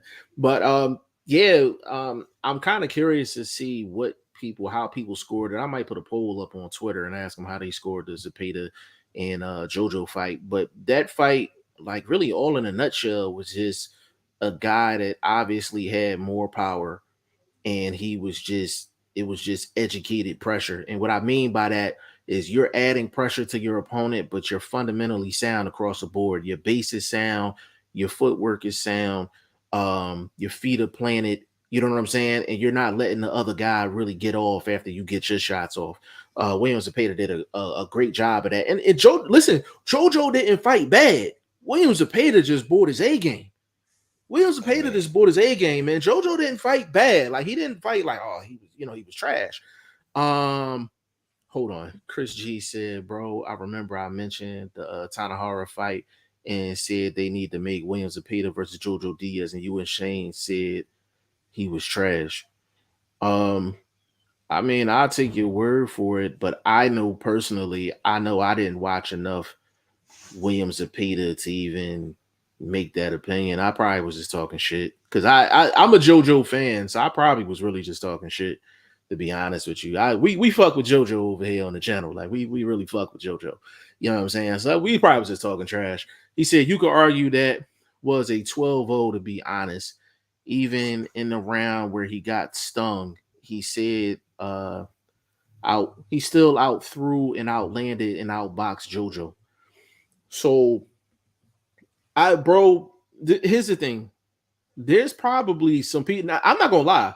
I seen people like in some of my Facebook groups that were saying 10-2, 11-1. So you're not the first person I seen say that. Me personally, I thought it was 9-3, but like I said, I thought it was a competitive ass whooping. I thought JoJo was competitive, but I still think he just got his ass whooped at the end of the day. And it wasn't because JoJo was fighting bad. I just think William Zepeda was clearly the better fighter, in that fight. JoJo probably beats a couple guys fighting the way he fought Saturday. He probably beats a couple guys. It just Zepeda just wasn't one of them guys. You know what I mean? What you think of JoJo's performance? Like, did you think JoJo fought bad, bro? Nah, for me, I thought, when you judging fights like that, you can see volume. Okay, he had the volume, but then you got to look at what JoJo was doing from his position. He had a lot of the harder shots, the singles, and those can steal rounds from time to time. And for me, it stole a few rounds. You know what I mean? So I give the determination his credit, sticking to the 1-2, coming straight down the front door. You know what I mean? Not a lot of wide shots, consistent pressure, equal volume, didn't throw too hard, wasn't throwing a bunch of soft shit that could have got countered. But I just thought JoJo had a lot of great single shots. He found the opening because he was dealing with a high guard. So JoJo was finding the opening. He threw some great right hands to the body. So a lot of the rounds that I gave him was from the strong single shots that I just thought captivated me more than the consistent 1-2 volume combinations I was getting from Zepeda. So You know, I ain't mad if you know you didn't respect the singles like I did. I can't, you know, you judge it the way you do. I ain't gonna knock you, but you know, I had to give JoJo a couple rounds. And again, for a guy that's never the biggest puncher to get the attention of a puncher, salute. You know what I mean? Salute. You know what I mean? So I think, you know, JoJo get a couple more fights. He ain't done yet. I don't think JoJo's done yet. No, You not know at what I all. mean? 140 is 140 suits him because he matches up well with guys like I want to say Warrington, but it's not Warrington. Man, give me Taylor, Louise. JoJo Tagu at 40. Give me JoJo Hey, I think Tagu at Tago 40. can make 40. Yeah. What's up? JoJo Tagu at 40. So we ain't got no milk for those noodles. But you eat that? I'm not eating that. Yeah, I eat it. You sure? Yeah. Chris G, he said, I've been a fan of Zepeda before he fought Tanahara. To be honest, I was waiting for his chance on American TV. JoJo fought good, but he didn't throw enough volume and held the high guard as his defense. So, Chris, they both had the high guard now, Chris. You can't just put that on JoJo. Yeah, so the thing, hey Chris, so the thing with the high guard, when you have the high guard, what you need to do is a lot of what happened too much to JoJo in the fight is JoJo was allowing too many shots to come his way without return fire. That's the thing. When JoJo was letting his hands go a little bit, he was landing. Like he was landing when he let his hands go. But when it came down to it, you know, he just didn't throw them enough. Like Zepeda felt comfortable throwing 4 or 5 shots, knowing he wasn't going to get nothing back. And you can't have that in a top 15 fight, top 15, top 20 guys. You know, when you're fighting at that level, you can't let a guy get 4 or 5 shots off and you don't send something back his way to give him something to think about. Zepeda was just too comfortable in there in terms of throwing in volume without getting anything back. That's the difference with the high guard. You can have a high guard. You can have a high guard. Me personally, I don't agree with the high guard, but if you have it, you just need to know how to operate within the high guard and make sure you're still efficient offensively. I just think JoJo wasn't efficient enough. Can we do this? Can we do this too? We gotta be honest. This JoJo went into deep waters at 140. JoJo's 135 or damn near lifetimer, so to speak. You know what I mean? Lower weight guy, 126, 130 sort of guy, but mostly, you know, 130 guy, 135 guy. So him going up to 140 and us expecting the same volume from him, you know, especially with this level of fighter, he had to be cautious. You know, he dealing with a guy that can punch. You know what I mean? Record says he can punch. So him having a high guard, I thought was the smartest way to go. You know what I mean? He definitely didn't want to go the toe-to-toe route. Yeah, so, I think he just didn't throw enough out of the high guard, like counter enough out of the high guard to that's a different JoJo, man. You talking about a different weight class. You can't expect the same. I definitely understand that. It's just if he was gonna try to win that fight, that's what he was gonna have to do, but he just couldn't do it. You know what I'm saying? And Zepeda didn't allow him neither. Let me give Zepeda credit as well. You know, he didn't allow him to do it either. He limited JoJo's offense. You know, he said JoJo won 4 or 5 rounds against Devin Haney. Clearly, I don't think he won. I don't think I had JoJo winning 4 rounds. You remember that fight? If I'm not mistaken, I might have gave JoJo like 2 or 3. I don't think he won 4 or 5. Yeah, I think I gave 3. Him 2. I think I had it 9-3, 10-2. Yeah. He did better than Linares. I'll give him that. I'll say that. Yeah, JoJo Linares is stunning. You know what I mean? And he still did better than Linares. Yeah, JoJo had moments in that fight. I think I gave him like 3. I think I gave him 3 off the top of my head. I had to take another look. JoJo couldn't time Zepeda. So that's the thing. Like Zepeda, he mixed up the combinations. Everything was straight and crisp, but he was just mixing it up. That's why he couldn't time him. But that's true though, 100% true. He said, "I like the high guard. He just wasn't moving. He just stood there and took a lot of the shots." That's what I'm saying. He stood there and took a lot of the shots. And Zepeda got comfortable throwing 4, 5, 6 shots, knowing nothing was coming back. When you're in a position like that, you're just gonna throw. You're gonna throw, knowing you're gonna get the rounds just off of activity. You know what I'm saying? And when you hitting the arms, you hitting the elbows, you hitting the shoulders, you wear your guy down. You know what I'm saying? Chris G said, I had JoJo winning 4 rounds. Okay, you talking about in the Haney fight. Okay. So yeah, I think I gave him 3. But I still felt like Haney was pretty dominant for the most part. But no, Williams Zepeda's a problem, man. Williams Zepeda's a problem, for sure. He's definitely a problem. But actually, let me take a look at something real quick. I actually want to what's your what? I just want to show this quick clip just to show you an example of Zepeda and JoJo. I'm not gonna show the whole thing because we an hour and a half deep already. But I'm gonna run this real quick. Let me see.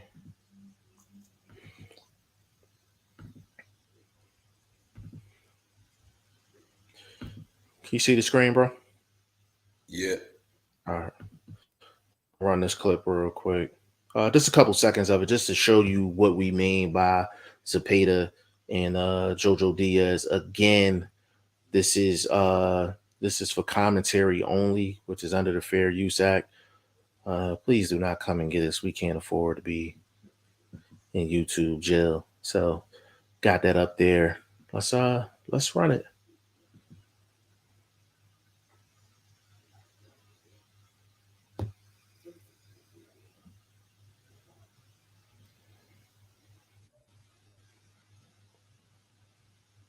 Yeah, JoJo was on the back foot too early too much. He should have been the guy inside early, staying close. You got letting the guy with the longer arms find his range, find his gauge his power, as far as how hard he gonna throw, things like that. So you can't play that back foot. You should have took that fight too.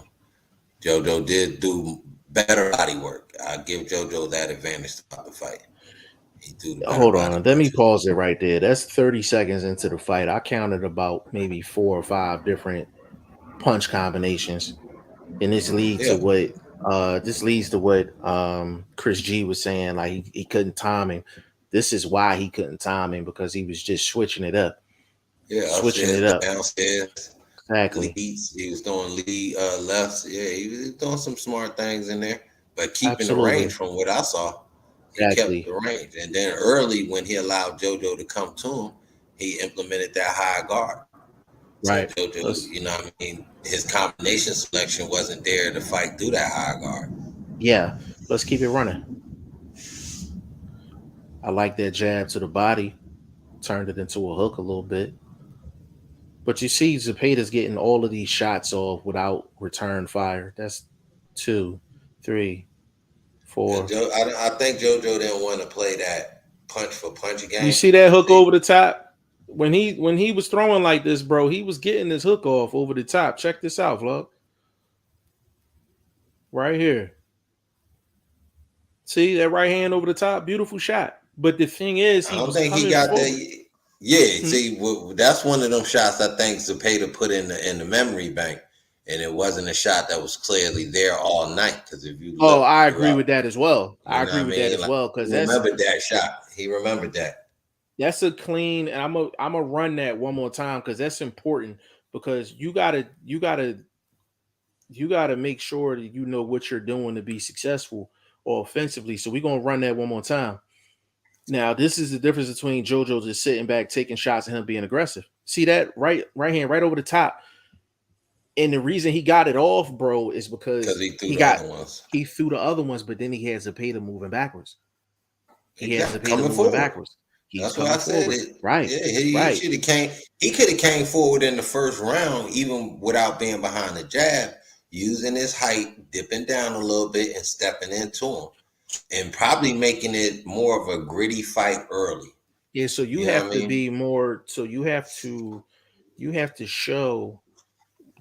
create more opportunities like that throughout the course of a round. Prior to that, Zepeda got all 6, 7 shots with nothing in return. You understand what I'm saying? So that accumulates. Can I be honest, bro? I Yes, think sir. JoJo was trying to judge that power in the first few I minutes. agree. Like you gotta But you you can gotta get a feel tell. for what you're dealing with. You hadn't been hit Yeah, by this dude before, so yeah. you gotta get a I feel for think what you're dealing with. once you go about 2 rounds deep, you should be, you should be pretty Can we say acclimated. JoJo might didn't like what he was feeling? So why he He didn't come definitely forward more? he You definitely know ain't what I like what he mean? was feeling, like for Yeah, sure. you know Hold what I on. mean? So Yeah, hold on real quick. I gotta get past these ads real quick on here, then I'll share the screen again. But no, like this is the difference between a guy coming forward, a guy not coming forward, and a guy getting respect because of his power. You know what I'm saying? but listen, we say that we've been talking about coming forward in a couple of these fights right now. Hmm. Now, the guys we're saying that should do this, these are not guys that can box off the back foot. You know what I mean? So Agreed. this is something that we estimate that they should have been doing to give themselves more of an advantage towards victory. You see what I'm saying? Agreed. Like Agreed. that's why we're bringing it in this particular scenario. Not that that's the only way to win in boxing. You know what I mean? We got a guy like Montana, a kill you off the back foot. You know what I mean? Big shout out to him. He got a nice little fight coming up in his hometown. So, be Yeah, checking for for sure. that. But Yeah, for like I sure. said, it's not the only way to win. But for these guys we talking about, especially in Ortiz situation, you're the bigger guy. It Yeah. looks better, cleaner, you coming forward. Even if you might have been getting popped a little bit here and there, you're still giving yourself the more of an advantage to press the action, to catch Loma moving with a shot he don't anticipate, things like that. Right. You know what I mean? Just different, like for me, it would have worked better. And for JoJo's scenario, I think him coming forward would have gave him more of a chance offensively because of his size. Yeah. That combination he got that off because Zepeda was moving backwards. If Zepeda was just standing right in front of him, or he had to set that up from the outside, boxing wise, he doesn't have the length to do it And or the he's not getting speed. that off. Yeah, he's not Yeah, getting he's that not. off. So He has he to get him moving backwards. yes, Yeah. or get inside, stay inside, and rip the old school way, the dirty boxing way. You know what I mean? Which these fighters kind of go away from. And And I you don't know another understand like the thing, yeah, you okay. know another thing, bro. Like JoJo a couple times in the fight actually showed where he can actually turn Zepeda. Like he was literally turning and making him reset. When you're dealing with a power guy like this, a guy that's fundamentally sound and he's throwing consistent shots, you have to get yours off and either have him backing up or you got to make him turn and reset. Angles. It's Yeah, one of you the gotta use two. You those have to angles. do one of the But I two. think the weight with JoJo we didn't get the footwork we've seen in his past. Yeah, you can tell. Listen, you could look at this still pick and see clearly that Williams Zepeda is the bigger guy. Like you Oh can yeah. you can just tell. You could look at a back. You got the bigger back. You understand what I'm saying? Like so, I'm gonna run a little bit. Matter of fact, I'm not even gonna run this because it was pretty. That what you seeing there was pretty repetitive. Chris G said in round 12, Zepeda threw a 9-punch combo. I put it in slow motion just to check. That was the theme of the fight. That was the theme of the Seeing the fight. fight. Yeah, theme of the It fight. probably wasn't the first 9 punch he threw in that damn fight because he was getting Absolutely, off, bro. But one absolutely. shot, I'm gonna say this real quick. One Mhm. punch I think JoJo could have used as far as to help bring that guard down would have been that overhand right. And He that's did what he not landed in that clip. he did not throw that enough even with the guard there because I mean, you could hit unless somebody enough where they're gonna move their hand just because you know what I mean it's something coming, they want to see what's coming, boom, that's the shot that catch him. Like he didn't yeah, force that punch enough for me.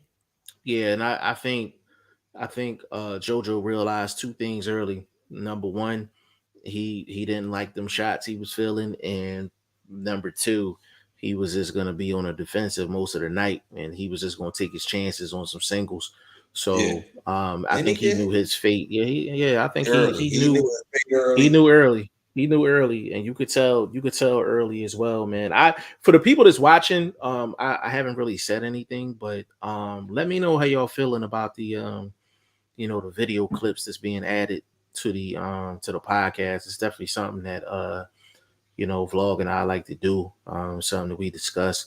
But me personally, I think it's going pretty well, in this show. Really just to highlight what we're talking about. So let me know how y'all feeling about the clips. Y'all down with the clips, not down with the clips? Let me know what y'all think. Also, because we're gonna wrap this up because we about an hour 40 minutes strong right now. A few of the topics that we didn't touch, some of the other fights. We definitely had Abdullah Mason, nice prospect from out of Top Rank. He had a nice knockout victory. Who else we had? We had Box Boy Troy. Box Boy Troy. Well, let's just say he had a necessary contest. In fights like that, guys that you're obviously winning the fight, but these dudes just not going nowhere. You need that. That's that good conditioning. Regan, my dude. Duke Regan had an interesting fight. I think a necessary he was putting some OG moves in that one. Listen, bro. He had the mouthpiece dropping. Listen, I was gonna say that. I was like, yo, you usually don't see a young dude with them OG moves. He had them be hot moves in there, man. But you need that though. That's survival skills. Like young bucks usually don't have it. You know what I'm saying? So big shout out to Duke Reagan. Like he got through that fight. But he's gonna be a better fighter for it. Also we had the heavyweight Richard Torres Jr. He got a knockout Can I over be this honest, weekend. Bro? Yes, sir. I think he might be our Alan Babbage. Like, I'm gonna be honest, bro. I don't think he's a factor at heavyweight division, bro. So and that's with his experience from the amateurs. And he's I more would like of a to say Bridgerweight guy. He's an Alan Babbage. I would like to say I'm on point today because I got that video as well. I'm just waiting for these darn ads. I hate these ads, man. Because to me, if he was that good in amateurs, he would be able to set his punches up a lot easier. Well, we about to look. We about to look right now. Because we're gonna look at this knockout and then the Abdullah one, then we're gonna get up out of here. Big shout out to Robsy Ramirez too. Even though he's playing with his food, you know what I'm saying? Ramirez looked good too. We got that clip too. We're gonna run them real quick. Let me I was entertained by the card all in all though. Top Rank, listen, Top Rank puts on good cards, man. I really like Top Rank. This crop of youngsters is second tier to the first crop, to the Shoo, to the Tuckers. I ain't gonna lie, I'm judging the two branches of their prospects. The thing about it, they got two branches of prospects is amazing. PBC had two branches. They definitely don't have two branches. Yeah, we spoke about that off camera. Yeah, for sure. Top Rank definitely got the lead as far as looking forward to the future, and then they got guys in all different divisions, which is a good thing. It's not like they got the lower weights flooded. They got, they obviously got Richard Torres. They got the other tall heavyweight guy. You know what I'm saying? So yeah. Can you see the screen? Yeah, I'm with you. All right, let's run it. This is my thing, what I mean about Torres. Like, he was fighting a guy that was determined not to get knocked out. Like, that clean knockout. So, when you fighting a guy like that, you think you set your punches up. That's a good left hand. Yeah, I like that combo. No body shots, bro. No body shots. He ain't need him. Bro, he's gonna need him, bro. He's gonna need him. That's what I'm saying. I watched that fight, bro. He struggled. And I'm like, this an amateur dude? Like no stick jab to the body, you know what I mean? Like no overhand to make the hand come down. You gotta throw something heavy, you know what I mean? Like he got in close. Nice. Yeah, that was okay, but I ain't gonna lie, bro. I wasn't impressed. For a guy that they say, look at that, no consistent jab. You're just trying to get in and throw a power punch. You're not even setting your power punch up. You know what I mean? Look at how you throwing them hooks on the. He looked like Butterbean, bro. And the thing is, bro, you're gonna have fights like this where you could tell the guy just he's asking to get put up out of there, man, and just you gonna have fights where guys kind of just throw the. I can understand why you weren't impressed because he just threw the fundamental stuff out the window. He looked like he had a flight to Man. catch. He fought like he had a flight to catch. Bro, He fought like he had a flight to like catch. the bitch was in the taxi cab waiting for him. Yeah, like. Yeah, see he can set things up a lot better. Now, this is dirty boxing basically.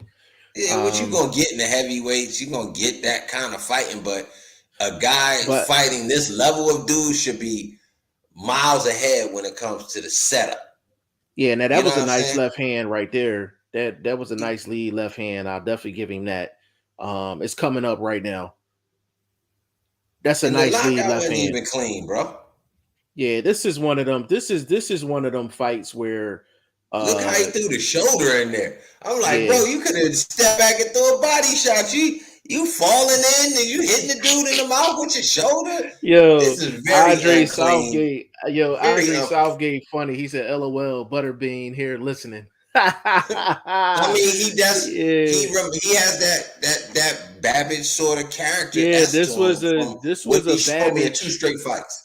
This was an Alan Babbage type performance. This is how Alan Babbage fights. Like it's not Look clean. at It's that. just from the Bro, southpaw did you see stance. the rangefinder he was trying to do with the jab, bro? Like, Yeah, you would have been better off literally sticking the jab to find out where you need to throw your right hand, bro. bro. And then Like, he's stick the smothering jab, him. bro. He was smothering his shots. I mean, to be honest with you, bro, we could literally go all night about the technical stuff he wasn't doing. But this is an amateur standout. This is an amateur I understand. representative. I understand. I understand. And I can the see one thing why that Russian knocked him out. I can definitely understand if a person like if I was trying to pitch this fighter to get like sponsorships and investments, I'm not showing this. I'm not showing this. No, You know what I mean? where is where you show this at. This is like the rodeo circuit, the construction circuit. You going to advertise this dude in certain areas where other people be like, "Oh, I fight like that." Yeah, so and it's like, and that's the thing. Like when Alan Babbage fights like this, we accept it because he really doesn't have an amateur background. He's just that type of a fighter, so we accept it from him. But when we hear somebody that has an extensive amateur background and you see a lot of the things that you've seen in this fight, now mind you, listen, he got the job done. Let's not lose sight of that. He got the job done. But the thing is, there's a lot of things he could have did to make this fight a lot easier than he did, because it's no way this dude should have lasted 3 rounds. He was looking for a reason to get up out of there. If he takes a half step back on any of these combinations, this guy is out cold. He went 3 rounds because he was smothering his shots. If he throws a legitimate body shot, that dude is gone. He's gone. Yeah, he's gone. So this is one of them things. It's like if you're in Torres's camp, you got to look at the film and be like, we got a lot of work to do. We got a lot of work to do. You know what I'm saying? And it's like you have to factor in whether this is him, period, or this is him because he was excited, stage, things like that. So you really got to factor that in. But yeah, he has a lot of work to do. If this is how he's going to be fighting going forward, he's going to get his chin rocked fighting like this against a higher quality guy. Can we bring up another guy, please? Mm-hmm. Can we bring up the White Ali? Nico, yes sir. This dude terrible. Vlog not a this fan of Nico. Terrible. Yeah, Vlog's not a fan of Nico. He's part of this crop. He's part of this second bunch of prospect because they all train together under K Corona. So Wagner. First of all, big shout out to the boy with Billy. The boy came to fight. You know what I'm saying? The boy came to fight. He was doing the right things in there. He's not the crispiest boxer you'd ever see on the planet, but he came to fight and he took the fight to Ali. I do give Ali the win. I'm not going to be disparaging like that and say he didn't win that fight. He won, but I'm just not impressed, bro. I don't think he's a real prospect. I'm not gonna say he's a gimmick, but I think you riding the waves. You know what I mean? Of your name. I might be wrong for saying this, and trust me, I'm not trying to be disrespectful at all. I honestly think Nico was hit his ceiling. Man. Like I really don't see him improving. Like I think this is what you're gonna get from Nico. Listen. And like I said, I don't mean to be disrespectful, and I'm not trying to be disrespectful at all. But to me, it just seems like this is kind of his. If he improves, I'm gonna definitely give him credit because it looks like skill wise, it looks like this get from him. I just don't see him improving any. I think this is what you're gonna get from Nico. My thing is this: if you struggling with a dude that was 5-1 with one knockout, who was literally hitting you in the mouth with real intent, and you was having trouble dealing with that, imagine you really going up with a guy that don't got no skill, but just swinging. You know what I'm saying? Sledgehammers. It's curtains for this dude, bro. They gonna have to keep matching him up so correctly where it ain't gonna be worth the investment. Where they got to do so much homework to find the right guy for this dude, it's not gonna be worth the investment, bro. And I don't think he's drawing the crowd like that anyway. The Ali, you know, that bandwagon probably gone, bro. Then you get people showing up to the fight and they see this dude, they like, what the fuck? Yeah. Yeah, no. Ali turning over in his grave. Yeah, bro, it's crazy, man. Like I try not to like put too much on these prospects. You know what I mean? I try not to put too much on these prospects, but it's just some guys. When you give me a gimmick, bro, when you do something off a legendary name like this, off the name. Andre Southgate, he said Ali is not the right name for that dude. Yeah, definitely. I'm thinking more like Tucker or like Jones or something. Like I don't see Ali when I see Nico. You know. No, you know what I see? I see a motherfucker named Walsh.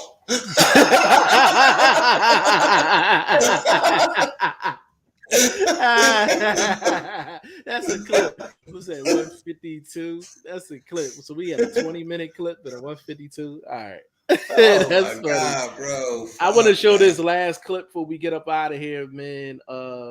Abdullah Mason got a nice victory. I like Abdullah. You know who he reminds me of? Mm-hmm. I'm nervous for him. He reminds me of a young Holyfield. Who? Mason. Like Mason? I see potential, but I worry when the step up come. You know what I'm saying? I'm worried he's so when they young. Come to find out about that chin. Yeah, he's so both young. Yeah, he's so young. Yo, Andre Southgate said Nico Paul. Stop it. Yo, stop. You're killing me over here. You're killing me, bro. Let me show this Abdullah Mason highlight real quick and then we go get up out of here, bro. That was funny, yo. That was funny. Oh, man. He said Nico Paul. Ain't that some shit? Man. Let me find Abdullah real quick. Get my Fair Use Act up there real quick.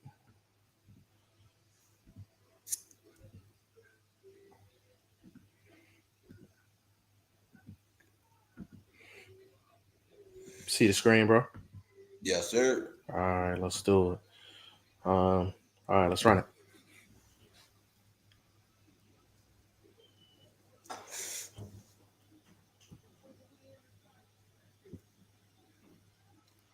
Good left hand. That jab was nasty. Lead left hand, nice. I don't like him fighting from the waist, though.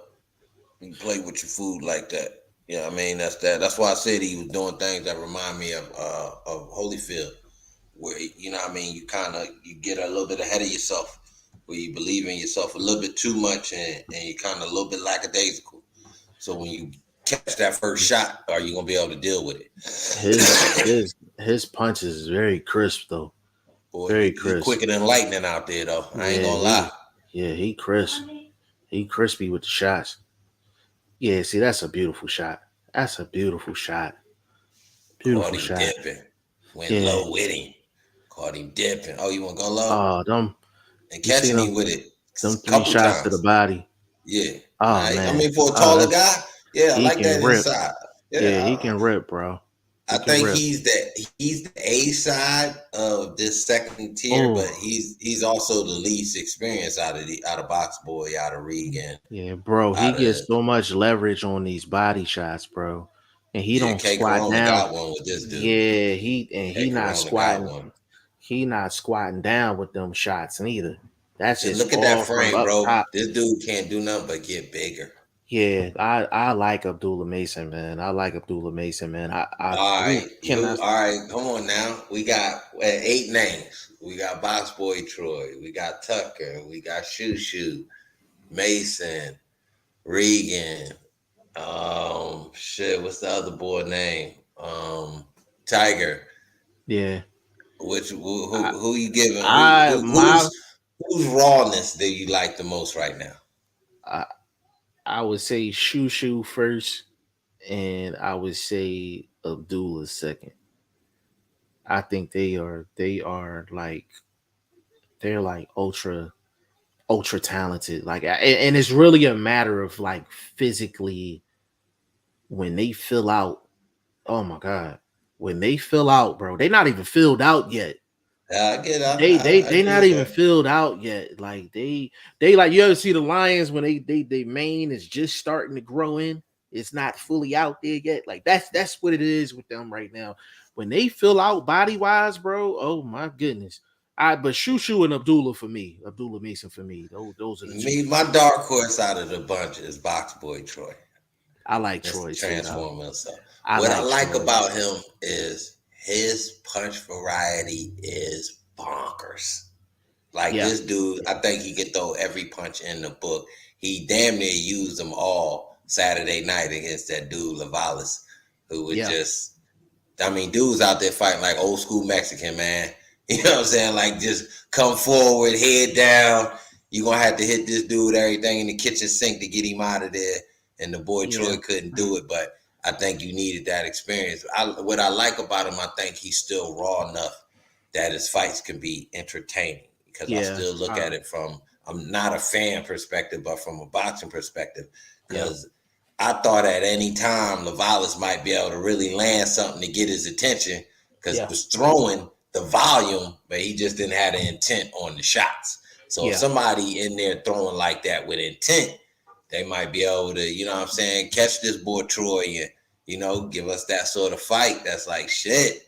yeah, Got this young boy having to, fight from behind or get up off the canvas and really prove himself. Like I think he gives us that rawness that make his entertainment value.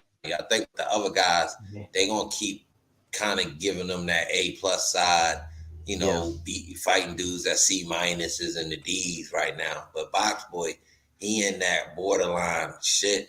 It ain't deep. It ain't a lot of just Jimmy Joe's to fight. He might end up yeah. getting some real competition here early in his run. So I Yeah, think I can't be has a mad at more that. entertainment value for us. Yeah, I can't be mad at that. I'm gonna get this Robisi Ramirez knockout in here, man. We gonna get up out of here. But I definitely can't leave without getting Robisi up in this joint. Bro, I ain't gonna lie. I put the parlay in. I spoke about it earlier. I think it was like a 10 team or a 10 fight joint or something. And I had Regan on the decision. I had Torres on the KO. And I had Robisi on the KO. But at the Can you see last the screen? minute, yeah, I could see the screen. So at the last minute, I do some reading, come to find out the boy he fighting is like a 10-day sign. Like the dude, put the contract Yeah, on a 10-day notice. And I yeah, was like, this might be tricky for him to get this KO with a dude. You kind of ain't been designed to fight. You ain't seen the little wrinkles. And this dude did show and prove that, wasn't going to be no cakewalk for Robisi. But at the same time, I thought Robisi was playing with his food. Yeah, That being I said, think so I too. went back and switched the parlay and took his knockout off of there. It took me Man. down by like, So you just had him winning. yeah, I Okay. switched it, and I was Okay. glad I did because of what he was doing throughout the fight. He ended up getting the Yeah. KO, but to Yeah, me, let's he could have got that earlier. yeah, let's run it. Let's run Yeah. it. And basically, Robisi in this fight, if you notice, Robisi's in the goal, by the way. he was just he was keying in on that left hand, and it was pretty much the overhand left. Once I think he knew he could land it because he got this dude, clipped this dude early. Yeah. He just waited for it the whole fight instead of trying to set it up. Work for it. Yeah, trying to set it up and work for it. And they the commentators, they brought it up a little bit. You know what I'm saying? Yeah. They had a female commentating that night. She did an excellent job. I don't remember. Yeah, I like her. I like her. Big shout out to her. I think she did a great job. Yeah, let's run it. But yeah, run it. Yeah, let's run it. Look is there. Yeah, that's beautiful. We got to run that back. God damn. Look how quick the no setup, no nothing, bro. It's gonna come over the top. Right over the top. Oh, that's beautiful. Boom. And he was like, the first one was so good. He was like, fuck, let me throw it again. yo, but you know the thing about it, if you notice, he crouches down just a little bit to bring the eyes down. Watch that. Like, what is Watch he doing? this right here. Yeah, he did. See how he dipped down a little bit, pulled the eyes down, dipped again, eyes down. Bro, that's next level shit. Next level shit. But what again? Oh, watch this angle, bro. Watch this angle. And he got extension on it too. You see how he cocked it back? You see how he dipped and cocked it back? Yeah, this is how he beat Abraham Nova. But the Yeah, difference that with the same Nova shot. fight, that same shot. But the thing is, he was strategic with Nova because he got Nova back towards the ropes and locked him in and then threw that shot. Robisi's a problem, bro. He didn't even land 100% clean on that. This one here, though, that's clean. That's clean. That's clean, bro. What I'm gonna say though, he I don't know if he was just kind of playing with his food like I spoke on earlier, or whether, you know what I mean, he wanted them rounds, because sometimes these fighters actually want the rounds. He might have wanted the rounds, bro. This shot, that shot, oh my god. This shot he here, kept getting flat-footed too. Yeah, Dude wanted to fight on the angle. Yeah, but every time he got hit, his legs sort of almost like right there come together. He got hit, legs come together. Got him back flat-footed. He like, shit. You could tell Robisi he looked like he was just looking to get some good work in. But boy had moments too. I ain't gonna lie. He had moments, no, for sure. He was a dude that came to earn his paycheck. He didn't come and fall over. And I don't think you should have stopped it. We spoke on that earlier before we went live. I thought that you could let that go, bro. I ain't gonna lie. Yeah, I think I ain't gonna lie. I think they could have let that go too, man. But we gonna close this joint out, man. 2 hours and 2 minutes strong. We gave y'all a the video element throughout the podcast, man. We definitely wanted to add different dimensions to the podcast. This was our first time actually like doing it live in a while, man. Just off top, how'd you feel about the adding of the video to what we were doing? I feel good about it. Yeah. Okay. I feel good. I'm the one that suggested it. What are you talking about? Yeah. I feel good about it, but again, it just gives context to the words. You know what I mean? Yeah. You know what I mean? Yeah, for sure. To capture their attention, the words that keep them in the building. You feel me? For sure. Yeah. So I felt like it went really good. Really just driving home what we were talking about. So I mean, I think this one pretty much checked all the boxes, man. We got the video involved, got definitely a couple of screenshots, timestamps. You know what I'm saying? Definitely got a couple of those. Well, send them to me. I think everything went really, really good, man. And I think we touched on everything I wanted to touch on. I think, let me see. We just couldn't get the video for Duke.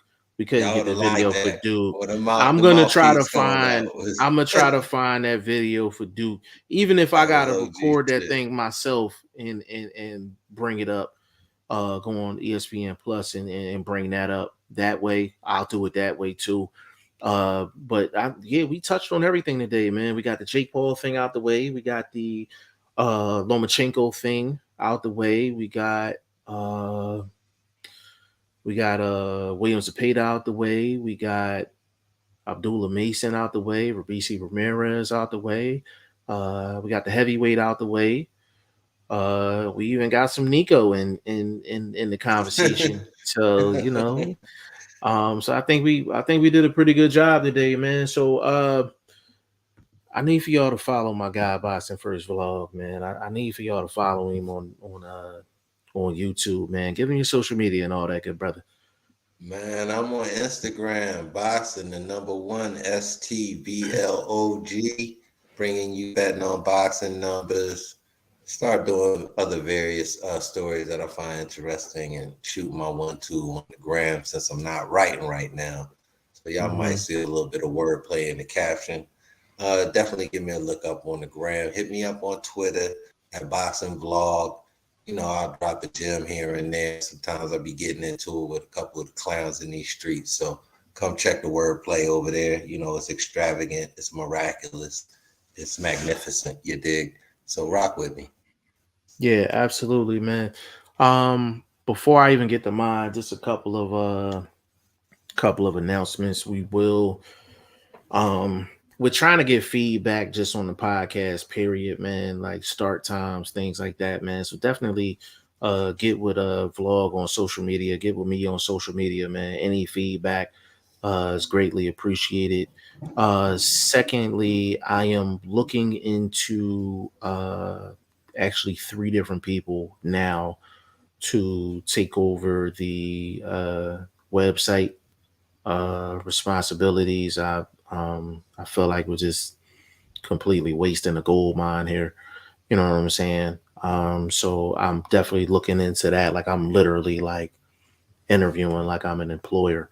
You know what I'm saying? And try to see if one of these guys actually can consistently keep that thing updated. And once we accomplish that, then we can get back into writing the different articles. And because we enjoy writing just as much as we do recording on video, so I we like it definitely more. want to get back to that. But we got to have an updated website in order to feel like you're writing with a purpose. You understand what I'm saying? So I'm definitely looking into that, and that includes the fantasy league as well, which is not updated. So I'm trying to find just the right person to take that over. So we can have that taken care of. We got a couple of interviews lined up. You'll see a poster for each of these. Kermit Centron will go down on Thursday. We're gonna record it Thursday. I'll probably drop it maybe Friday or Saturday. I talked to Ivan Robinson yesterday. We're gonna get him. We're gonna get him locked in. Vlog. I had to get your schedule on that. I'd like to get you in on that one. Yeah, I would like to get you in on that one. Yeah, I'd like to get you in on that one. So we're gonna lock that in. Try to coordinate the times. He's pretty much ready whenever. He said just let him know 24 hours in advance. Of course, Padman McGriff is going to be on. We're going to definitely have to talk to him, especially after this Lomachenko fight. So those are 3 interviews right there. We definitely have locked in, and we're basically just going to be starting like a whole new series, and it's just going to be specifically for the interviews and and things like that, separate from the podcast setting. So we're definitely going to have that coming. You're going to see updates and all of that. So we're slowly putting everything together. But it's really just about just getting on here on a regular basis. We will be back tomorrow to we're gonna get into Duke first. I'm gonna find that video. We're gonna get Duke. Let me out give the an way. update real quick. I got a lot going on. I love talking boxing, but it's hard when you got to do everything yourself.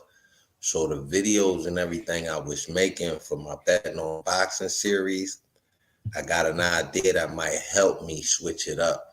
So I'm not, no tech savvy dude, but I ain't no moron either. So I figure out a way to kind of do the show closer to the end of the week, do a show closer to the end of the week where most of the numbers will really be out. You know what I'm saying? I check different areas to really get the early numbers, and obviously they can change. But towards the end of the week, Friday, Thursday, you know what I mean? You get those real set numbers. And I want to be able to bring you those for a lot of the fights that we get late, but we know they should be on these betting sites, but they're really not there early in the week. So that kind of gave me a little hiccup with talking about the fights individually. And just this idea that I'm thinking will work and help me technically stay ahead of the curve or stay on the curve with everybody else, and just bring y'all a show just with the betting on boxing instead of the different posts, which is just like I said, hard to do day to day. I'm working. I'm in this banking program right now, so I just got a lot going on, man. So, but I'm gonna try to keep my wave going with this betting on boxing. So rock with me, man. Yeah, we like I said, man, we trying to put it together on on all levels. Like, we just people don't understand. Like, Vlog has his life going on. I have mine. Shane has his going on. So I just want to make it clear, like, Shane, the reason why you haven't been seeing Shane is because Shane is so busy. You know what I'm saying? A lot of times we be leaning on Shane for a lot of this little tech stuff and things like that. Yeah. So when I say we're bringing somebody else in to take over that, it's not a knock on little bro. It's really trying to get somebody in here to relieve some of the responsibilities from him, so he can be free to do other things and things like that. But we got a lot. We got the setup is there. Like, the setup is definitely there, and we're gonna do what we got to do to bring everything to fruition, going forward. Also, we gonna have we gonna get Jason Phillips on camera as well, especially after a victory. I mean, I talked to him after a loss, so I mean, we definitely got to get him on after his victory on Saturday. And I got one more lined up too. Damn, who else I got? My man T Woods, man, Antonio T Woods, man, got him lined up. I think he's 11-0, 9 knockouts right now, man, coming off of a big win. One of my Iowa guys, man, so we definitely gonna get him on as well. So we got a good amount of stuff going on. We would get more interviews, but if y'all been watching us long enough and you know me, Vlog, we don't like getting we don't like a bunch of the like the hoopla that goes on behind the scenes. It's kind of like, either you want to do it or you don't want to do it, but we're not gonna be running around chasing folks. You know what I'm saying? And I know that's part of some people's game as far as media is concerned, not us though. Like, so if you see the lack of interviews and things like that, to be honest with you, that's why. The only way that's gonna increase. It ain't our fault, it's their fault. Yeah, like because we definitely reach out to people, and it's really just a simple, hey, you down, we're not gonna take too much of your time, 15-20 minutes, and it's like, and if you need some type of accommodation, all right, cool, like, let us know what you need, you know what I'm saying, and we can definitely get it done. But the people that's been on this channel, they're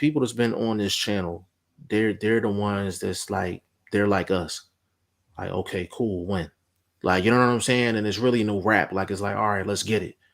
Those are the type of people we like to talk to, man. So we're gonna try to build on that. To be honest with you, we probably gonna have to bring somebody in that's not one of us two to actually inquire about some of these issues, because we just don't have the patience for it.